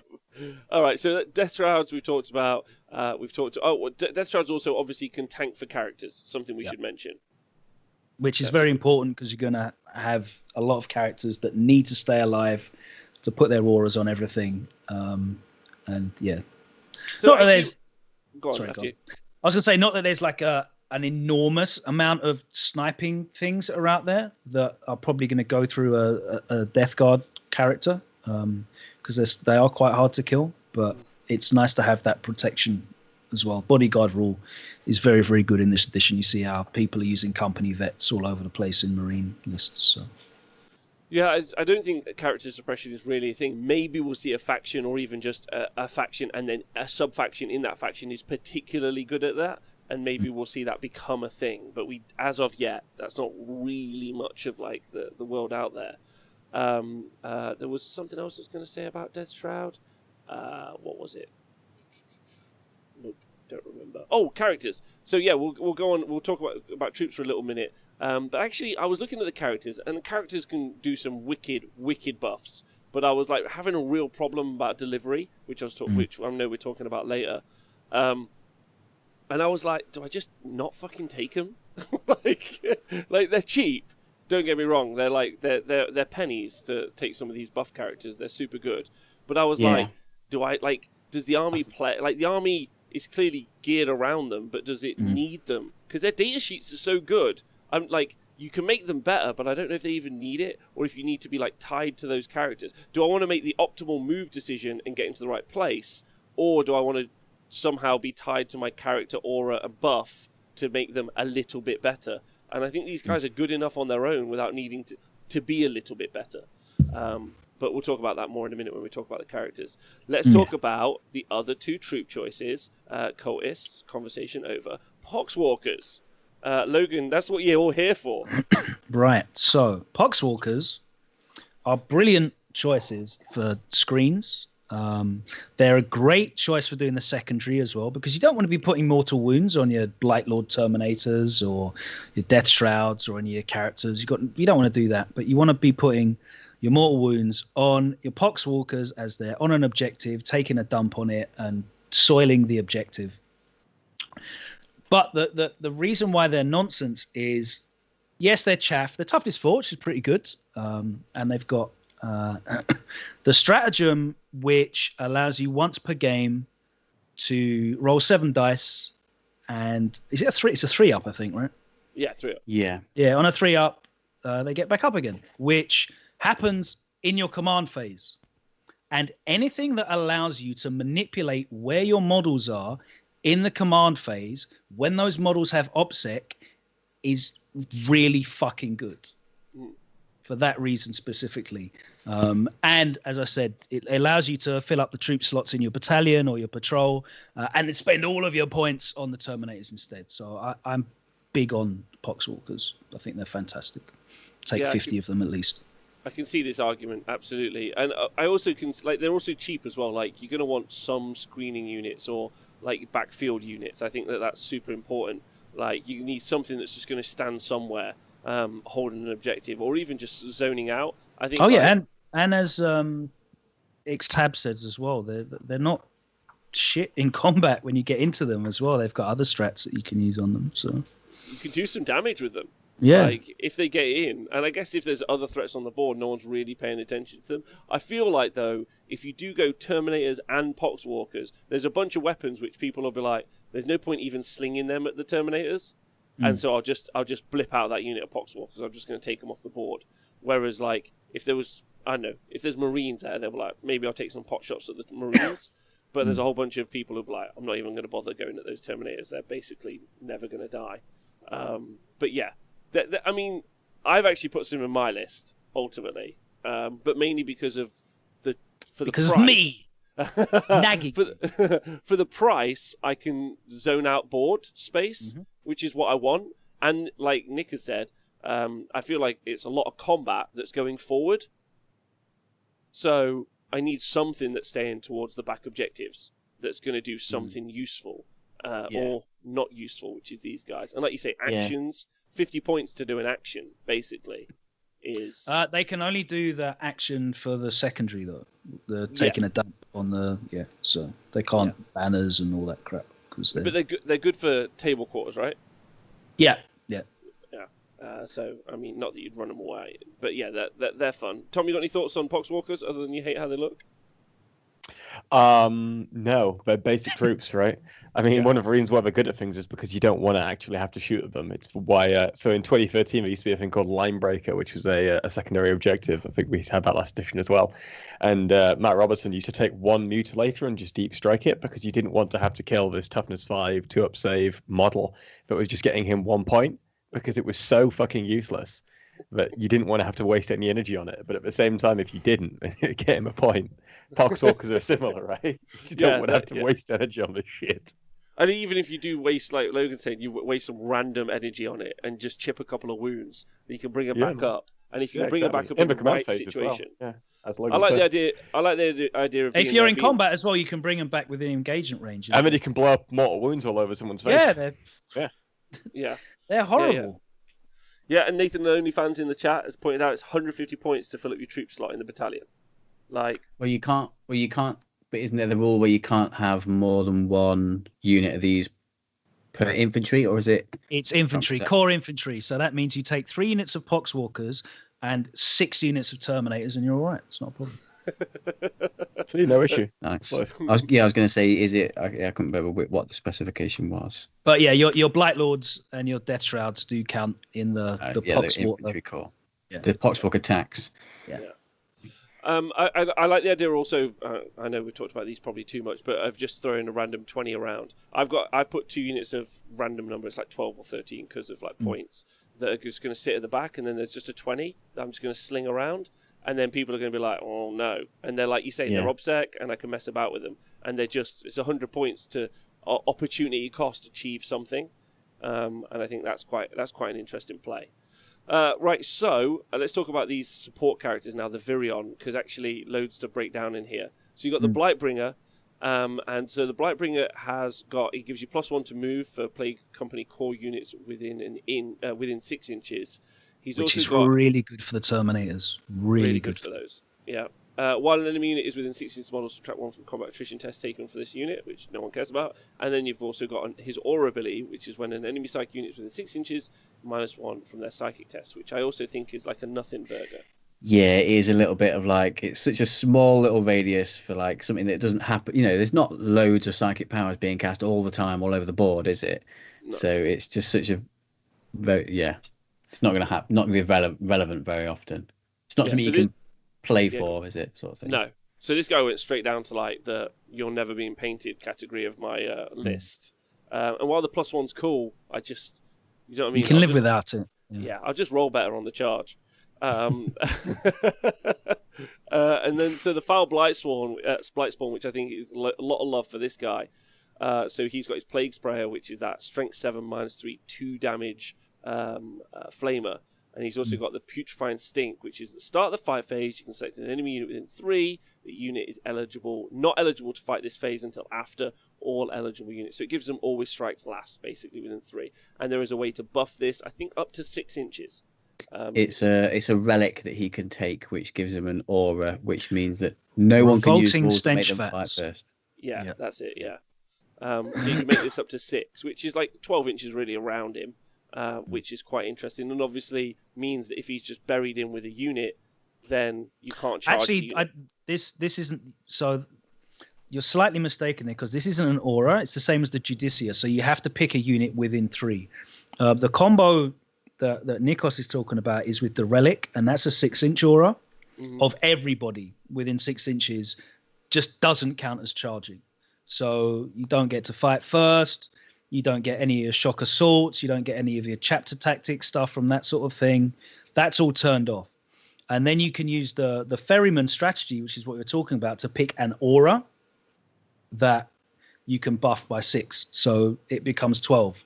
So you stick this guy in the middle of your block of Terminators, and basically no one can charge you because you're getting to fight first because you're the defender. It's your turn. They don't count as charging. Thank you very much. Pretty strong. It is.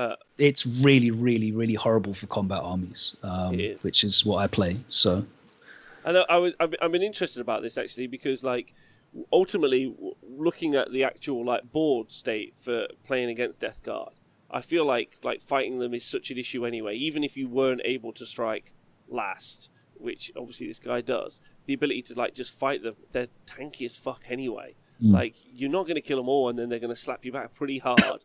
This obviously like puts it to the nth degree, and I feel like shooting is really the major issue. Like, I already before, if you don't include this guy at all, and he's brilliant, and probably you should, you already are winning the fight in melee. I think most of the time anyway. Is how I kind of feel. Maybe not against transhuman other Terminators, but maybe so. But you're doing well anyway. And then, well, you still fall down against weight of dice. So say, for example, if I put a unit of 8 Sanguinary Guard into a unit of 5 Death Shroud, I'm still picking up 3 or 4 of them before you get to strike. So if you can stop me from fighting first, you will just erase that unit. So it is a really big swing. It's really strong. It's really strong. I feel like shooting is where this army's going to struggle, though. Like, because I think they can fight well. I don't know. Like, that's the thing. But it's very good, right? And like you said, you could put him in front of the unit of Death Shroud, and they can just tank his wounds. It's pretty good to have him in there, I think. I guess my only major problem is then you're really limited on moving your Terminators around him. He's the linchpin of your movement phase. So, and then also, if you do a bit like, I move up with my Death Shroud, let's say, or my Blight Lords, doesn't matter which. I move up with this guy. I then charge, then they're out of his 6-inch range. And then the turn after, he's either there with his dick in the wind, or he's not within... He has to also charge at the same pace as the Terminators, and he has to keep track with them all the time. All the Terminators, all the Plane Marines, or whatever you want. So actually, that's going to be tough to do on the tabletop, I think. Yeah, I guess he's more of a character if you're going to play an army that's going to ponderously walk forward in a blob and stay as a blob and not necessarily charging off. Like, well, he can still might. follow behind and advance anyway, right? If he doesn't want to charge, but even if he does charge, it's not like he's going to be in a shit situation because he's standing next to Death Shroud Terminators that are literally just going to blend anything that they touch anyway. So yeah, he can advance and have a 12-inch bubble. I get you. I think it's strong. I'm not arguing against it. I'm just like one of the things I had when I was thinking through this list. I was like, or just thinking about it on the tabletop. I was like, I've got to wait until maybe turn 2 until all of my little buff characters are in the middle of the board, and then I'm laughing. Yeah, I'm like, cool. We're all in the middle now, buffing each other. We're having a party. Like, this is great. For me, he's the second thing that I'd write on the army list sheet. It's that effective, yeah. So then the biologist Putrefier, so he gives you some better grenades. He explodes, and he's also got this once per turn ability.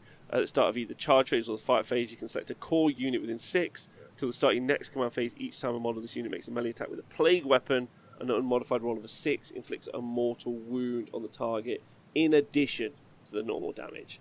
So this guy's that's pretty good. Again, you got any? It's nice, but when if you're fishing for 6s, it's like, yeah. And the other buff that it gives you, boosting your grenades, you're not really building around using grenades in your list. It's not a poo bomb, Not is it? anymore. No, very sad. Although he is in a special club, so there are 3 Deathguard characters, in my opinion, who are part of the grenade Holy Trinity. Oh yeah. So the Blightening stratagem, you can pick 3 Deathguard models with the grenade, with a plague weapon grenade type. So he's part of the Holy Trinity where they've got a special grenade, which is even better. So he's got hyper blight grenades, which are damage 2, AP 1 already. The Lord of Contagion has a special grenade. The Orb of Corruption is a plague weapon grenade, and then the other guy, someone else, I think it's. Oh yeah, sorry, it is the guy we're just talking about, the Blight spawn. He's got a Unholy Death's Head grenade, which is strength 5. So that's the 2d6. only thing of note for Damn. him, I think. So little grenade crew. Yeah. Okay, interesting. If you want to max out that stratagem. I played you enough Take to know you those actually secretly love grenades, so I like I do this love makes grenades, sense. yeah. All right, okay, fair enough. Next up is Tallyman, Number 1 number on the 1. list immediately. So you can generate your CP on a 7. That's great. This rule is broken, by the way, and will be FAQ. Read it very specifically, Rob. Read it very At the start of carefully. command phase, if this model's on the battlefield, roll 2d6. On a 7+, you gain 1 command point. So The command phase. those first 7 words, Rob, at the start of the command phase. What's the So the both. fifth? Yes, exactly. The 5th Yeah. word in that sentence. Oh, don't, gents, I've been playing Age of Sigmar for 5 years. I know how to read some fucky rules. Don't you worry about that. Are you a destruction player, Rob? That was for everybody at home, just in case. But yeah, it's. I'm presuming it's. Although it's strange though, because if you look at the rule above it, it specifically says in your command phase. So it's. So the one above is your command phase, but this one is in either command phase. The Yeah. intern has had a lot to do this year. There's been a lot of books. He's been fucking livid with how much he's had to do. Although you can still only get 1 CP back per battle round, right? So this is just you get 2 chances at getting that 1 CP. Which you should do because it's a 50. Yeah, it's on the 7. Yeah, it's better than 50% odds on each roll. So yeah, you should get it. I mean, regardless of the fact that it's definitely an extra CP a turn, and if it doesn't get changed, I mean, it's an extra CP, which is good. Like, is it terrifying? I don't know. Maybe. Well, it's also good anyway. But the CP thing's amazing. I think, especially if you're looking to run double vanguards, which I've seen a couple of people do ridiculously, or Morty and Vanguard and stuff. So you're burning up CP and doing pre-game stuff, buying relics and warlord traits and what have you. So the CP is nice, but the relic that he gets access to, I think, is really good for them. The Tollkeeper relic, I really like also. Mm-hmm. Do you want to just let everyone know what it does? I'm sure people know, but... Certainly. Let me turn to the page so that I can correctly read it, because I hate listening to podcasts when people get that stuff wrong. Here we go. Tollkeeper Aura. While a friendly Plague Company core unit is within 6 inches of the bearer, each time a model in that unit makes a ranged attack, an unmodified hit roll of a 6 scores 1 additional hit, which I like for a big unit of 10 Blight Lord Terminators that are all firing combi bolters that you can make plague weapons if you want. And also it combos really well if you want to take a Relic Contemptor Dreadnought. Anything with lots of shots. With twin Volkites and well. the Cyclone Missile thing. That's really fucking money. So stonks on that as well. That's good. Nice. That is, yeah. That... I didn't even get to the Relic Contemptor. I looked at the Hellbrute and stopped. You went all the way. As you should do when you get to the Hell Brute, to stop immediately, turn the page. Nick loves He's in the Hell Brute. cultist section. Yeah, Nick loves the Hell Brute. Nick, bless you. Amazing. Yeah, so that's a great relic. That makes loads of sense. And also, obviously, the +1 to hit rolls for units. Also, you pick a core unit within 6 until you start the next command phase. Each one of that unit makes an attack. Add 1 to the attack's hit roll. Each unit can only be tallied once per turn, so that's obviously massive as well.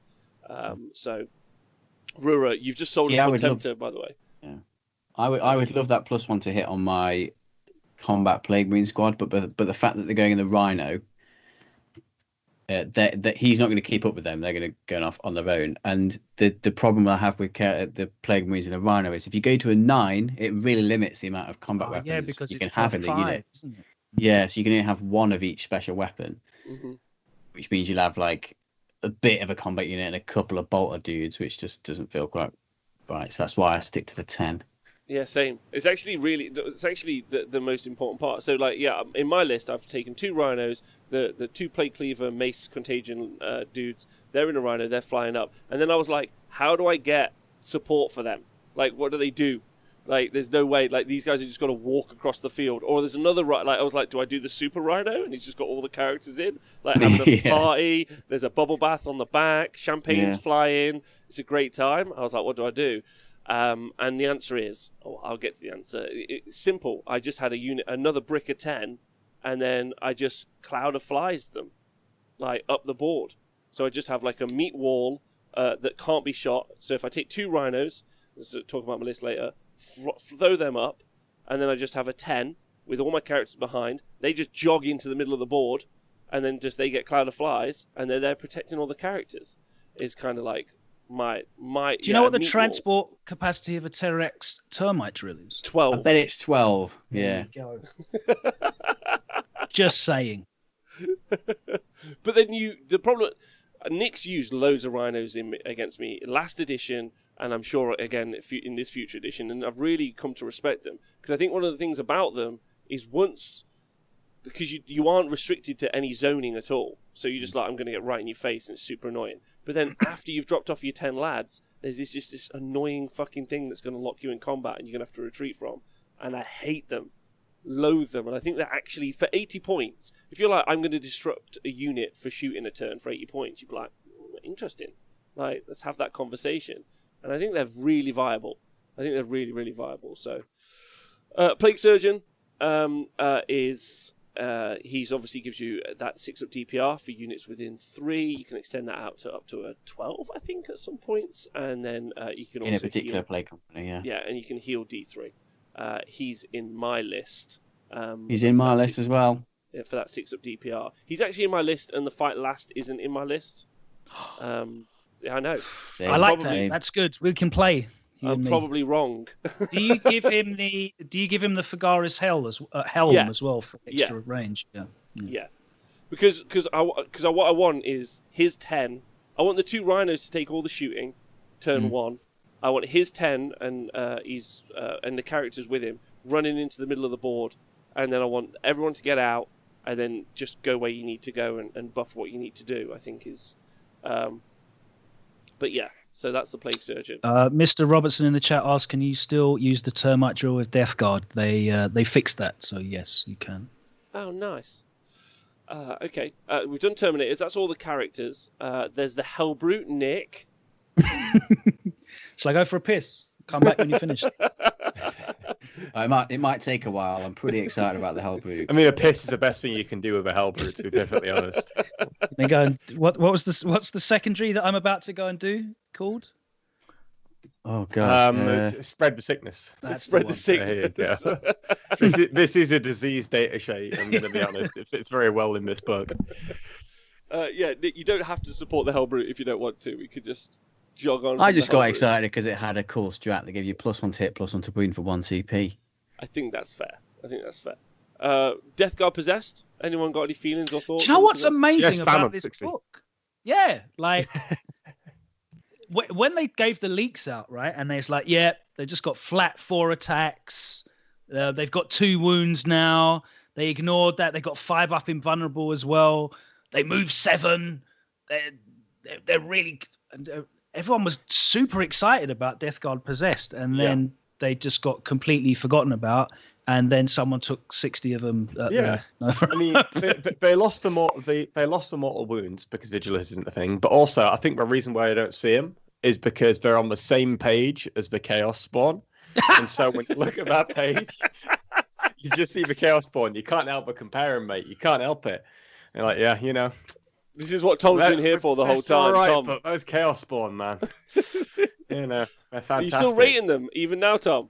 Oh, mate, I just think they're funny. I just want to run 15 with that strat and just run around the board being a complete bellend. I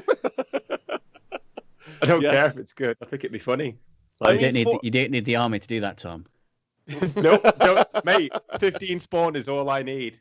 It's all you need in life. It's like 300. It's like, we don't need any more. This is it. This is fine. And what's nice is that spawn are a great opportunity for you to practice your green stuffing or even your sculpting. And no matter what you do, they're going to be better than the ones that currently are being sold by Games Mate, Workshop. they're just crystals with tentacles on them, mate. It's fine. Oh no! All right. Love it. So, can I just talk about how sad I am? I painted 7 Mephitic Blight Haulers. Wow! It's okay, Rob. You can use them as spawn. Yes, sold. Mephitic Blight Hauler. I mean, we don't have tons of I guess the Blight Lords and both the Death Shrouds and even actually Plague Cleaver Marines can go through some high toughness multi-wound models fairly well. Maybe better than the multi-melter Gnashing Jaw, multi-melter missile launcher. But actually, other than the Plague Burst Crawler, is there loads of range threat coming out this Death Guard book?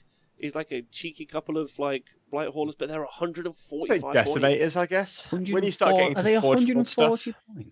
Yeah, they're so expensive.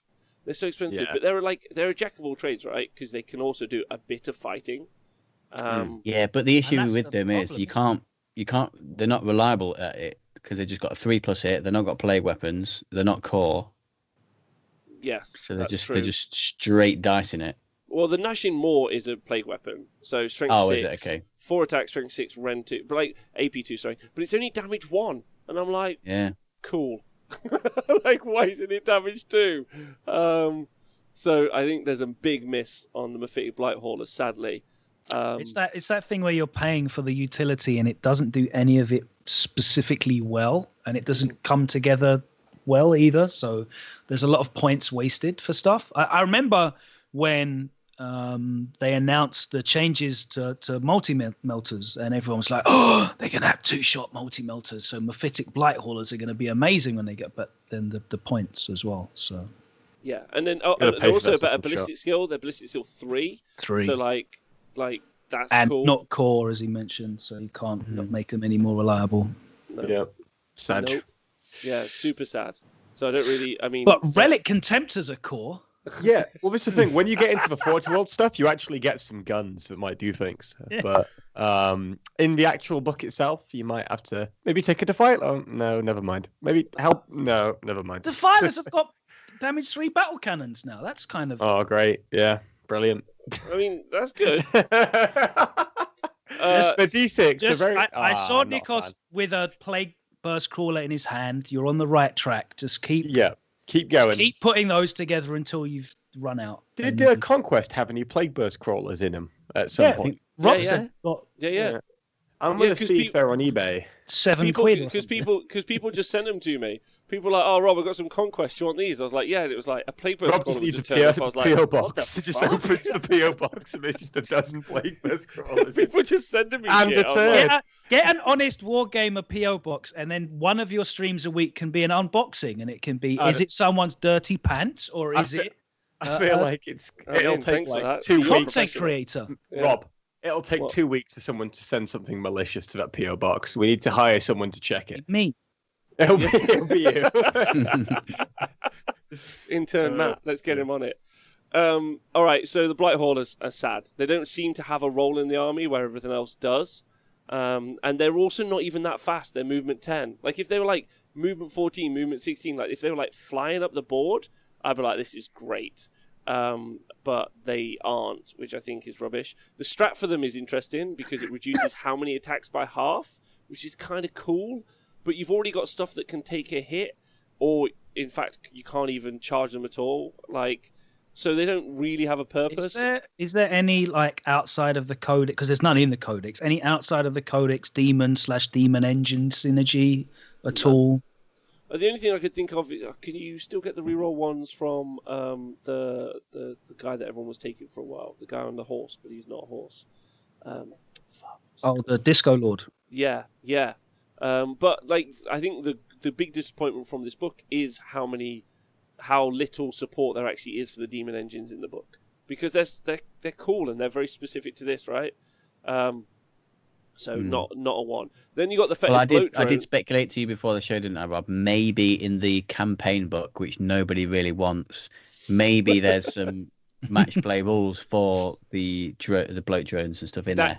That is actually a really good point, actually, because a lot of the stratagems are really located around the rest of the book, with only one going to the Blight drones, one to the Blight Hall, and one to the Plagueburst Crawler. But the campaign book is based on the Forge World, Deathguard attacking the Forge World. So you might end up with like a Dark Mechanicum / Plague Drone,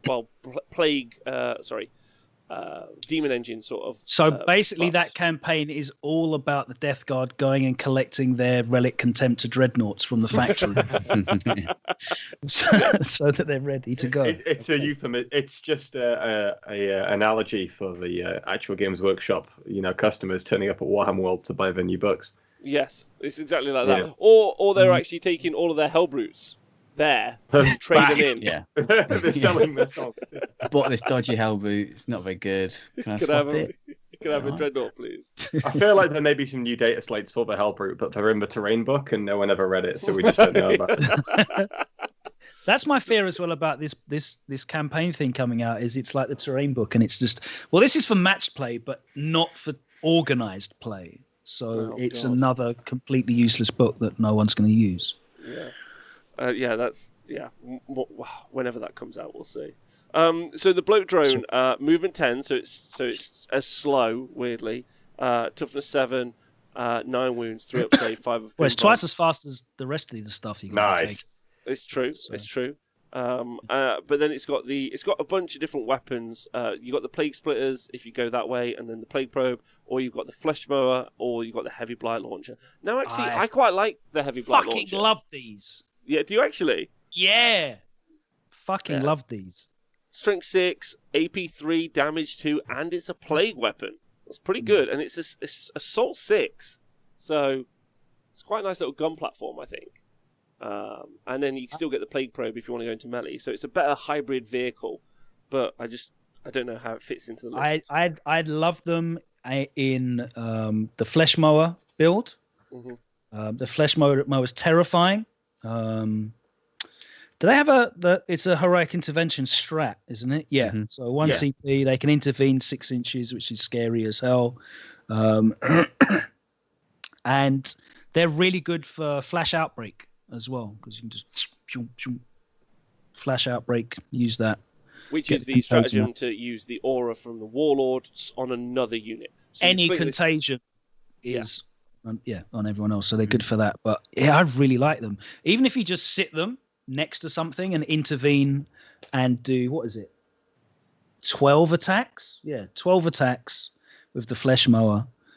They're scary. -2, 2 damage. Strength 7? Jeez, yeah, it's giving me the cold sweat. Yeah, it's pretty scary attack profile, isn't it? It's pretty good. It's pretty good. I mean, they're no chaos spawn, but I like them a lot. True. It's good. They are quite pricey though. They're like 130, 135, I think. Yeah. They're still cheaper than the unit above them on the page.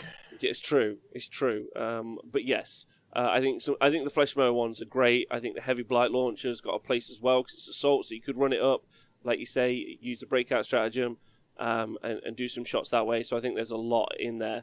And I think some people are using these as mobile flash outbreak kind of like points, which I think is quite interesting. And then you got this guy, which I think you automatically put into your list. At least twice.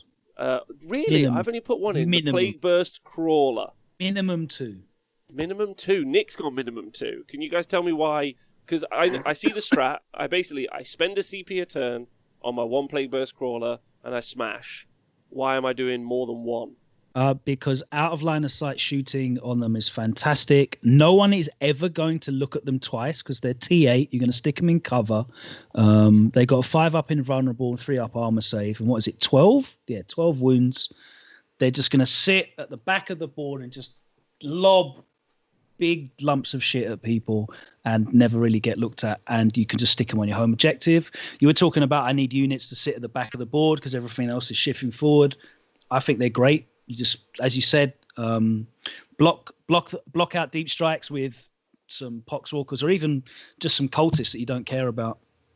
Just take 10 of those, and they're fantastic. I love them. Out of line of sight shooting's brilliant.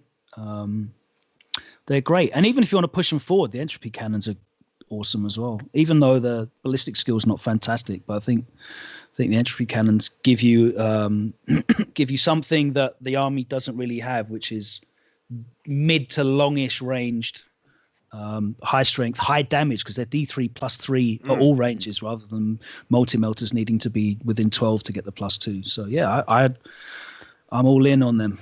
This is the thing that I never really got with. So you see quite a few vehicles with some form of ignore line of sight shooting, right? And what you'd normally see people do is just take them, hide them behind like a ruin in their deployment zone, and then just sit in there shooting for the entire game. And while you can do that, I feel like a lot of the time with the more durable vehicles, you can get a lot more value by just pushing them forward and still doing it, because you're still getting around the cover. But now with things like plague burst crawlers and night spinners, you're using their movement, you're using their inherent durability to get yourself some more value as well, rather than just wasting it because you're worried they might get a shot at every game.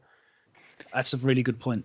Yeah, you took the words pretty much out of my mouth, Tom. I was going to say I completely agree with Logan. They are really good for that backfield role and they're fantastic, but I also think they're fantastic for just being a little mid-table bully unit, because I feel like if you are all the time, if you're planning in your list just to hide them at the back of the board and shoot with their the plague burst mortar, you're not getting getting the value. It's different too. So a few weeks ago, Tom, you were talking about night spinners. Yeah. So night spinners are perfect for that because they can fly, so they're much easier to redeploy somewhere. But the only other weapon a night spinner has, unless I'm wrong, is a shuriken cannon, which you're not really bothered about losing value from those. But a plague burst crawler, you've got the Rothtail volley gun, which is pretty good, and you've got either the entropy cannons, but I really like the plague spitters. Same, because that's what people used to run them with before, when you used to literally just move them in the middle of the table. Yeah. But if you're getting stuck in combat, if a plague burst crawler, if you charge it or it charges you and its next turn is shooting,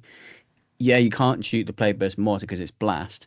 But you're getting effectively 2d6 plus 6 strength 6 AP1 damage 1 shots off at the person charging, which is pretty nice. It's really good. But even with night spinners, like, you still get value by pushing them up. It's not necessarily about like what guns you can fire at people, because just by pushing it up, you're controlling board space. You're standing at objectives at the board and then saying, hey, if you kill me, I'm just going to kill you back with something else. And I'm still reasonably durable. You're going to have to deal with it. It makes it harder to deep strike in certain areas. There's still a lot of value to be had, even if you're not necessarily killing something. And if you can get value out of that night spinner, think about how much extra value you're getting out of a plague burst crawler, where it's objectively more durable and got better secondary weapons. That's why I like the plague spitters, because I think sitting at the back of the board plinking away, I think using them like a little like guard dog, and you're like, cool, I've got these 2 plague spitters as well, I'm going to come and smash it with these. Like, if you like end up in my little area, because it's it's quite a lot of movement. Like move 9, and now they're range 12, so they're more aggressive than they used to be in that kind of like flamer sort of role. So they can project power 21 inches in your backfield, and if you had 2, then that's most of your backfield covered ultimately, which I think is quite fun. I only put 1 in because I just thought I just was going to spend 1 CP on that strat every turn, and I'm just going to dump it somewhere and ping some off. But like more reliability and moving into that, I think there's so many 5 to 10 man squads that are going to be taken in lists that just sit somewhere and score a point or do a thing, and these guys' job is to counteract that. Whether or not that's worth 175 or the plague spitter version's 165 points is kind of another kind of dynamic, and maybe that's not what you target, but maybe it is. But it's massive range. It's cool. I think at least 1 goes in your list, but I can see the argument for 2 definitely. I really can. I like, if something's good, I like redundancy anyway. I think it's a good way of approaching list building. So and the Roth the Rothale, Rothale? Rothale. Rothale. There we go. Volley gun is also brilliant, like you say, Nick. Rapid fire 3, strength 6. Pretty terrifying. It's not bad. No. Yeah. So that's the crawler, and then the land raider we can skip. The predator Moving annihilator on. we can skip. Moving on. The defiler. We're going skip. all the way to the end of the. Yeah, we're going all the way to The the best unit in the book, the humble Rhino. end. Death Shroud. Oh yeah. I like the Rhino. I think the Rhino's really good in this. Fucking love the Rhino. I'm going to say one of the reasons I like the Rhino in this list more than anything is Contagions and Nurgle. It comes, so you've got a vector come in. We talked about using the Mephitic Blight, the Bloat drone, but I just don't know why you're not doing it with a Rhino. It's just as annoying. And if anything, it's less of a threat. Quicker. It's quicker. It's movement 12, not movement 10. More wounds. Yeah, more wounds. You can pop smoke as well, right? It's not got an invuln. Yeah, you can pop smoke. It's not got an invuln, and it's got and you can auto explode it when you've done your damage. You've been annoying. Yeah. Auto explode that bad boy. If you take whatever the secondary is, I can't remember the bloody name. Stupid names of these things. The one that you score at the end of the game, anyway. Yeah. Despoiled ground. They're pretty good for like zooming into like parts of the board that you need to get units in, because the rest of your army is really once it's delivered its payload, you could just zoom it to a corner, hide in a ruin, and your opponent's got to waste resources to go kill a fucking Rhino with nothing in it. Who wants to do that? Yeah, that's honestly, I've played against this before and I hate it. It's just like I don't want to. It reminds me of playing against Eldar fucking transports, and it's like cool. I don't want to deal with that, but I guess I'm here doing that now. It's a bunch to punch through before you start dealing with the Marines. Once the Marines get out, they're fucking pretty tanky anyway. So I think because they've got the Contagions and Nurgle, I almost feel like they become an auto include because of the Contagions. Because the argument you made for having the Bloat drone run up and do the breakout strat, you apply to the Rhino, but the Rhino's got more utility, and he's cheaper. It's almost half the points. I am terrified of the flesh mowers, though, so that's why. That's true. That's a good point. Yeah, these guys don't quite have that combat profile. Yeah, they don't do shit other than just drive around and smell bad. Yeah. Right. So to round the show off, obviously the other thing is you can take Morty or you can not take Morty. Is it its own show? I don't know if it's its own show. I don't know what you guys think. I think you either do or you don't, right? And then it's a Morty list or it's not a Morty list. I think is the fairest way of saying it. Yeah. To round the show, the better Morty list I've seen is the TJ Lanigan one that's got Magnus in it and demons anyway. Didn't you do that, Tom? Please don't call the TJ Lanigan list. The TJ Lanigan exclusive. I didn't do it, but list. I know who did. I don't know if he came up with it individually, but the first person I heard using that was not TJ Lanigan. It may have been. I don't know if the other guy ripped it off. We'll have to see. Tom, investigative journalist. I'm not going to work out who I think it was Lawrence Baker, personally, mate. Me too. He is probably was, yeah. He's also one of our lists. Now we've mentioned him on the show. Much like Tabletop Titans, we can include them as keywords in our YouTube thing, which apparently is something people did, which I never knew. Just super cunty. That's the only way I could describe it. Right, so I wrote a list, and then I don't know if Logan, if you've written a list or have got an idea for a list. Nick, you definitely have one. What's your list? Talk me through it. Yeah. All right. So my list is, like I said earlier, it's 2 patrols. They're both Mortarian's Anvil for that Contagion and the Heroic Intervention strat. I've not used the relic. So my first patrol is the ground troops. So these guys deploy. Well, I think they all deploy on the board actually. But this is the patrol that's going to sit on my home objective or objectives and then slowly march towards the center. Right. So I've got the Lord Virulence with the pathogen viscous death to make his plague spear a little bit better, and he's got the glowing bloat. Mortarian's Anvil Contagion Warlord trait. So he's just providing that reroll 1s buff. He's making my plague weapons slightly better around him. He's pretty decent in combat, and he's got that nice flamer just to add a little bit of damage as well. And obviously he's got the glowing boat contagion to use in combination with that stratagem to spread it about the board where and when I need it. The 2 troops I've got in that patrol are just 2 5-man units of plague marines. I've got a plasma gun in there. Probably could and should swap one of the cheaper unit because actually for 20 poxwalkers that probably better. But I just like my marines. It's more an aesthetic choice than a gaming choice, really. I respect that a lot because they are fucking horrible to paint. So. Yeah. The poxwalkers. Yeah. I've got 10. I'm not looking forward to it. So also in that patrol, I've got a big brick of 10 Blight Lord Terminators. I've got a lot of them have got combat bottles, but I've got 2 flails and 2 plague spewers in there. Because the plague spewers combos quite nicely with the Lord of Virulence aura, and the flails are just incredible in combat.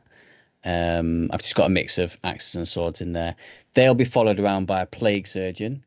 So he sits with the Blight Lords and the Lord of Virulence waddling forward, maybe one of the Plague Marine units as well. And then I've got 2 Plague Burst Crawlers who are either going to be sitting at the back of the board or pushing into the middle with that big brick of Terminators, just supporting them a little bit. And then the second patrol is my Go Forth and Conquer patrol. So I've got 2 Rhinos with 2 units of 10 Plague Marines in with the combat loadout. So Power Fist, Cleaver, 2 flails, 2 double knives, 2 axe, 2 maces. So expensive that unit. Like, really expensive, yeah. But you do have some ablative wounds. So the 2 knife guys, they're the cheap as they come. So you've got 4 wounds there that are the first to come off. Then the next cheapest is just the axe guys. So there's some ablative wounds in there, but yes, it is an expensive combat unit. But it's just when it hits someone in combat, it'll hit them fucking hard, basically. And the Rhino hopefully ensures that they get there. But then to answer the question of, well, I've got my units that deploy and walk forward, but I want these guys to go elsewhere because I don't want my entire army to go into one area of the board. I want to be able to threaten other bits of the board. So I wanted to reroll 1s because they're a combat unit, and quite a lot of the stuff in the unit is at -1 to hit, so you're hitting on 4. So I really wanted to get that reroll 1s buff to them. So I've solved that question by having the Lord of Contagion because he can deep strike in with them. I've given him the Arch Contaminator Warlord trait, so he's making them. So he's making them reroll 1s to hit, and he's also making them reroll all their wounds with all their plague weapons, and basically everyone apart from the Power Fist is a plague weapon. And I've also given him the Thugaris Helm. Ooh. The reason being is because I'm planning to deep strike him in. All of his auras at that point are just 6 inches, so that's going to mean I'm going to have to trail a couple of models back or limit myself on where I charge or position those combat units when they actually get in to get in those aura ranges. But if I make it a 9-inch aura, it means I can deep strike and they can pretty much be on the edge of his deep strike zone and still get all the buffs. And it also means that it might go wide enough to get the rest of my army as well potentially. And that was basically the list. I think what I struggled with a little bit in writing the list is identifying really easy secondaries. I wasn't a fan of the Poo Patrol, whichever one that one's called. It's called that now. That's it's called that. That's his name. Spread the sickness. I actually was probably with this army. I was thinking about trying the Battlefield Supremacy one, the Despoiled Ground, just because if it goes okay for me, I'm going to be able to have a few units to spread about. The issue I have with that one is the last one's really difficult to do. Which one's that? It's a fucking long. Every objective marker on the battlefield is within contagion range. Now, admittedly, you're going to have like 9-inch contagion range by the end, but that means you need to have a lot of units left at the end of the game, which I mean, Deathguard could do, and you're going to have to be hella spread out for that as well. So that was my only concern, but. Which is again kind of goes against how, like, if you do go for too much Virion sort of play, you play into yourself, I think, which like you like Nick said, you play into the center, or you play into a bubble in some ways. So moving that around, I think, is quite important. Yeah. All right. Sounds good, Nick. Loads to unpack there. Double patrol. Also, obviously, spending CP on the artifacts makes a bunch of sense. Excited to see it play in like 3 to 6 months. Yeah. Oh dear. Tabletop Simulator, get it on. Yeah. All right. Yeah. I'm going to quickly fire through mine. It's a ferryman list. It's just I've just got myself 1 battalion detachment, and then I've spent a CP on Gifts of Decay. I got Lord of Contagion, and he's got a Warlord trait, which is Rotten Constitution, because I want to make him a little tankier. I think that's important. Like, I think he's 120 points, and in some cases I could just be like, do you know what? I'm going to deep strike him over there on his own and go make him cause some trouble. And like, some things aren't going to be able to get rid of him. Like, you're not going to have 5 intercessors in the corner who are going to get rid of him. I don't think he's going to go smash their faces in. So, quite excited about that. Playcaster, and he's obviously got miasma and of course putrescent vitality, looking to like buff a unit up. -1 to hit, buff them up. I think like, that's super good as you get into the mid game. I think that's interesting. And then I got the 2 combat units I talked about before, Plague Marines, which are double cleaver and double flail, and everything else is ablative wounds, and they're in a Rhino. So a Rhino each, and they're just going to wing up of the wings or double down a flank or whatever the situation is. But their main job, as well as being combat beasts inside the Rhinos, is to kind of like turn 1 tank for the unit of 10 Plague Marines, which I've taken 2 Blight launchers, a little bit bold, mainly because someone in the world has to paint 1 gun on a Deathguard model at some point, I think. But like they also look cool. Also, I like the idea of them just moving forward, cloud of flies, then they're just going to fire their Blight launchers off, protect the 2 characters which I've got with them, which is a Plague Surgeon and also a Foul Blight Spawn, and a Tallyman. So you've got 3 characters there in that unit, and they're just going to push into the center with those. And then I've got a unit of 20 Poxwalkers, like I told you. They're just going to cause trouble. They're going to run in the middle and be like, you can kill us. If you don't kill us, we're going to start causing you some shit and grief. And then 2 units of 11, which are going to control the backboard a little bit. And along with them is a Plague Burst Crawler, who's also going to control the backboard and just fire some shots off. And then a unit of 6 Death Shroud Terminators, who are just meant to, like, generally cause a bit of grief. You know, you're looking around, you think, right, I've got to deal with the Rhinos, and then the Marines are coming out and fighting you. There's 10 more Marines coming up the board with all the characters, and then some Death Shrouds are going to land somewhere, and the character's going to land somewhere as well. So I feel like it can control the flanks a little bit and the middle, so it's quite nice. And I've got some stuff at the back. So I think the main problem that I don't have any real ranged output. I think ultimately just a Plague Burst Mortar, really, isn't it? That. But I think just kind of like commit to what the list does. I mean, the Blight launchers are cool. They're not bad at all. They don't do like amazing damage, but they're like nice for doing some chipping. But ultimately, I want to get stuck into the fight, and I want my opponent to get stuck into me. But making them, you know what, actually thinking about it, having the Plague Surgeon, is that as important as Strike Last? Probably not. It's probably a much better conversation to just fuck him off, like, truthfully. It's probably way better. I actually got to run this list, Rob, because I know you were super excited about Deathguard before the book dropped.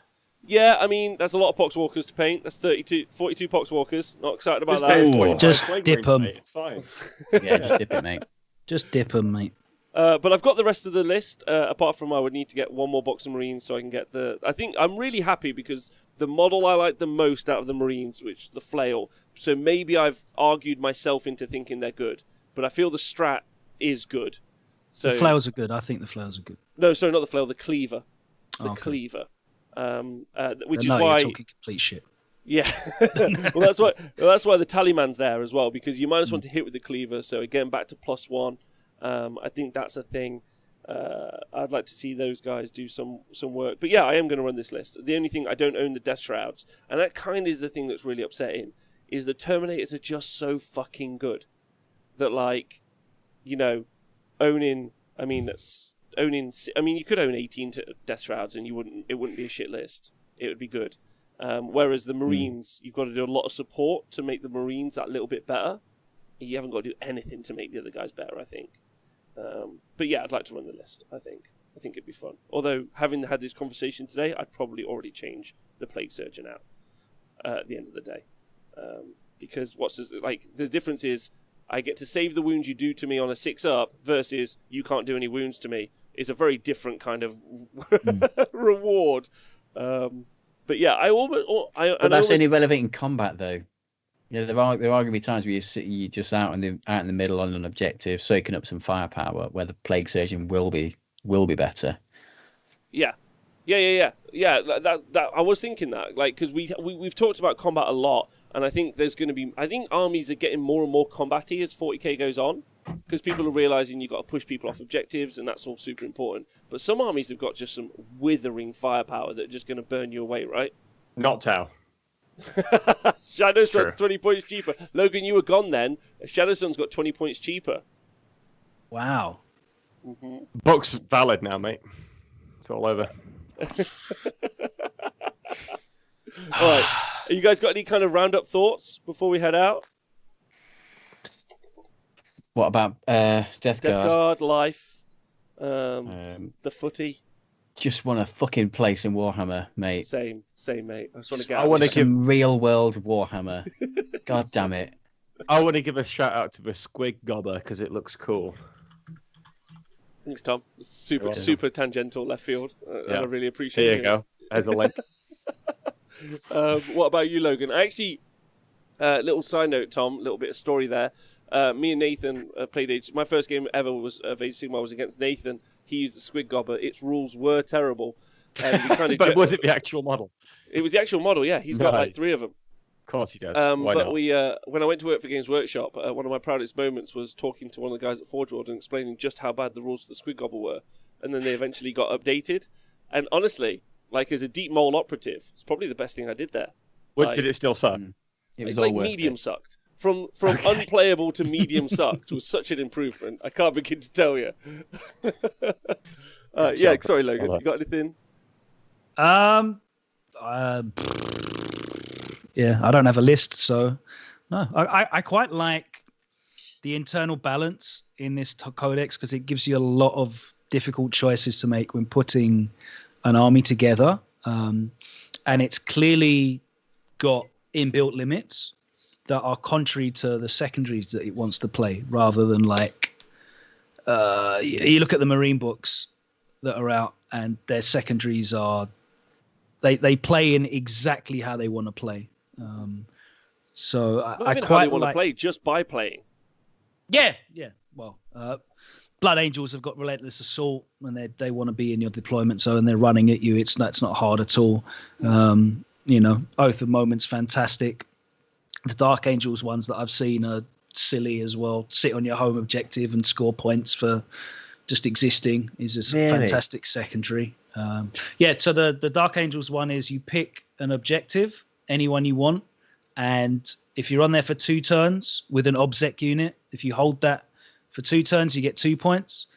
Then if you keep holding it, you get 3 points, 5 points, 5 points. So if you just stick obsec Terminators that can't die on there, it's really classic. Yeah. Pretty easy to do. Whereas this, it's kind of contrary to all of the things that when you open the codex and you're like the kid in the sweet shop, and I want this and this and this and this, and it's all going to buff everything, and I'm going to have this castle of fuck off basically in the middle of the table.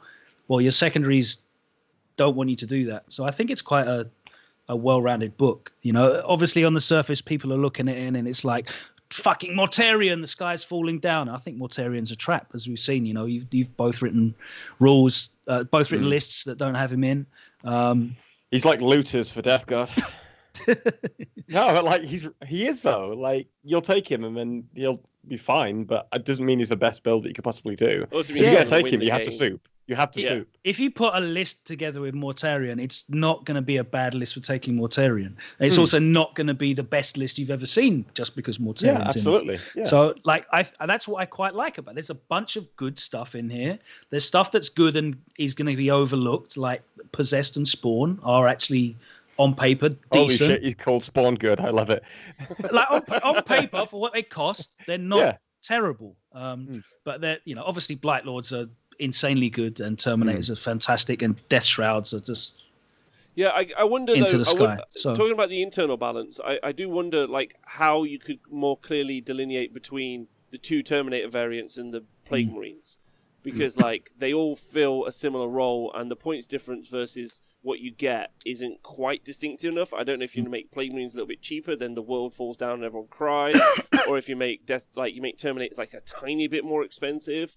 Like, you know, I'm not arguing for any of that. Like, but you know, there's for a book, like it's close enough of an argument that Games Workshop. It's pretty good for Games Workshop to get this close. This was actually quite a thing that I forgot to mention when we were talking about them. But Plague Marines losing the ability to get special weapons was quite interesting as well, because you can't put plasma guns in the unit anymore. So that was an interesting. Can you? Plague Marines? Yeah, Plague Marines. You can have one. You can have one per 5. Oh, yeah, but you can't have 3 per 5. Like I think the best. So you used to be able to have a champion with a plasma gun, and then 2 other guys with plasma guns, and then just 2 bolters. There's a nice little squad of 5. You can do a similar thing now. So a loadout that I quite like is champ with a plasma gun, special weapon with a plasma gun, and then the Blight launcher. Yeah, because it's similar. It's almost a plasma gun because it's jump 6 AP2 damage 2. But yeah, so that's quite a nice little 5-man squad, I think, that you can put together. And I think also Rob made a good point about the lack of. I mean, there's a lot of stratagems in the book. There's more than a lot of other books, but there's a lot of stratagems in here. But I feel like some of the units maybe got overlooked, and that could have maybe been one of the places where you differentiate Plague Marines over Terminators. Yeah, that's a good point. And again, like I'll talk about it a lot because I think it's something people don't talk about enough. But the psychic tree is great. Like you know, they're toughness 5 now. They're toughness 6. Like it's a change up, which is like I don't think necessarily is getting quite the maybe it's a long term kind of chat. I think, and that -1 to hit is a bit like there's -1 to hit everywhere, but still having it available on like tanky stuff. Because I'm basically going, cool, Blight Lord Terminators +1 toughness and -1 to hit. Now they're even stronger, and you're like, oh shit. Okay. I guess they're not just army-wide transhuman, though, so it's a different conversation.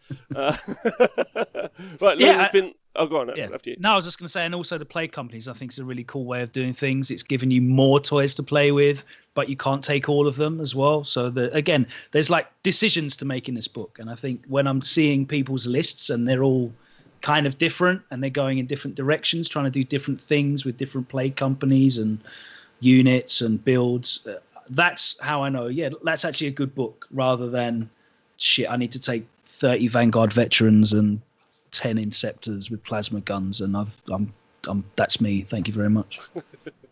Yeah, it's I think it's a good book. Maybe I'm biased because I wanted this book to be good and I'm excited about playing it, but it does feel like there's lots to unpack, and it feels like the sub-factions don't give you enough of a bonus, maybe outside of the ferryman, that like really there's much to talk about. And then you haven't no one's really even like properly mapped Poxwalkers, Typhus, doing that sort of like, could you have loads of fun with that? I think it's a fun book anyway, and it's super fun. A lot to remember though. Yeah. What range is my auras now? That's interesting. You know, there's a lot. 89 rules. Yeah, 89. Yeah. Exactly. All right, listen, it's been a pleasure. You guys have been brilliant. Thanks, Logan, for being on the show. Appreciate it loads. Thank you for inviting me. You got any shout-outs? No. Good, perfect. A Tom Layton. Tom, thanks for being on the show, especially when you were poorly. Got any shout-outs? I enjoyed sitting. I'm a squid gobber, obviously, but I just enjoyed sitting here and listening to you guys tell me about the data sheets because I have no idea what's going on. All right, and you feel more informed? Yeah, 100% I do. Yeah. Hey. I mean, Tom, you know that you need to know every rule and every stat to be any good at this game, right? Nah, mate, my list writing and my macro are both mediocre. I just move things and it works. Nick, you got any shout-outs? I've got a shout-out. I want to give a shout-out to Alex Kamal. I'm going to miss you, bro. Oh. Wait, why are you missing him? If you've seen Expanse Series 5's episode 10. No. Nick! Don't you earthen me. Okay. Right. All right, appreciate that. I haven't watched that yet. Yeah, shout out to the Expanse, though. Yeah, I agree, absolutely. Listen, everyone, thanks for being on the show. Thanks, everyone, for listening live. Appreciate it loads. Join me and the Owen Jackson tomorrow. We'll be talking about 2 event listings. Also, there's some Age of Sigmar coverage this weekend. If you guys who are 40k inclined are interested in watching that, so that's going to be super fun. Probably won't see the commentators on the screen, though. Sad face. So, yeah, I know. You guys are great. Thanks, everyone, for listening. And see you guys soon. Have a great day. Goodbye.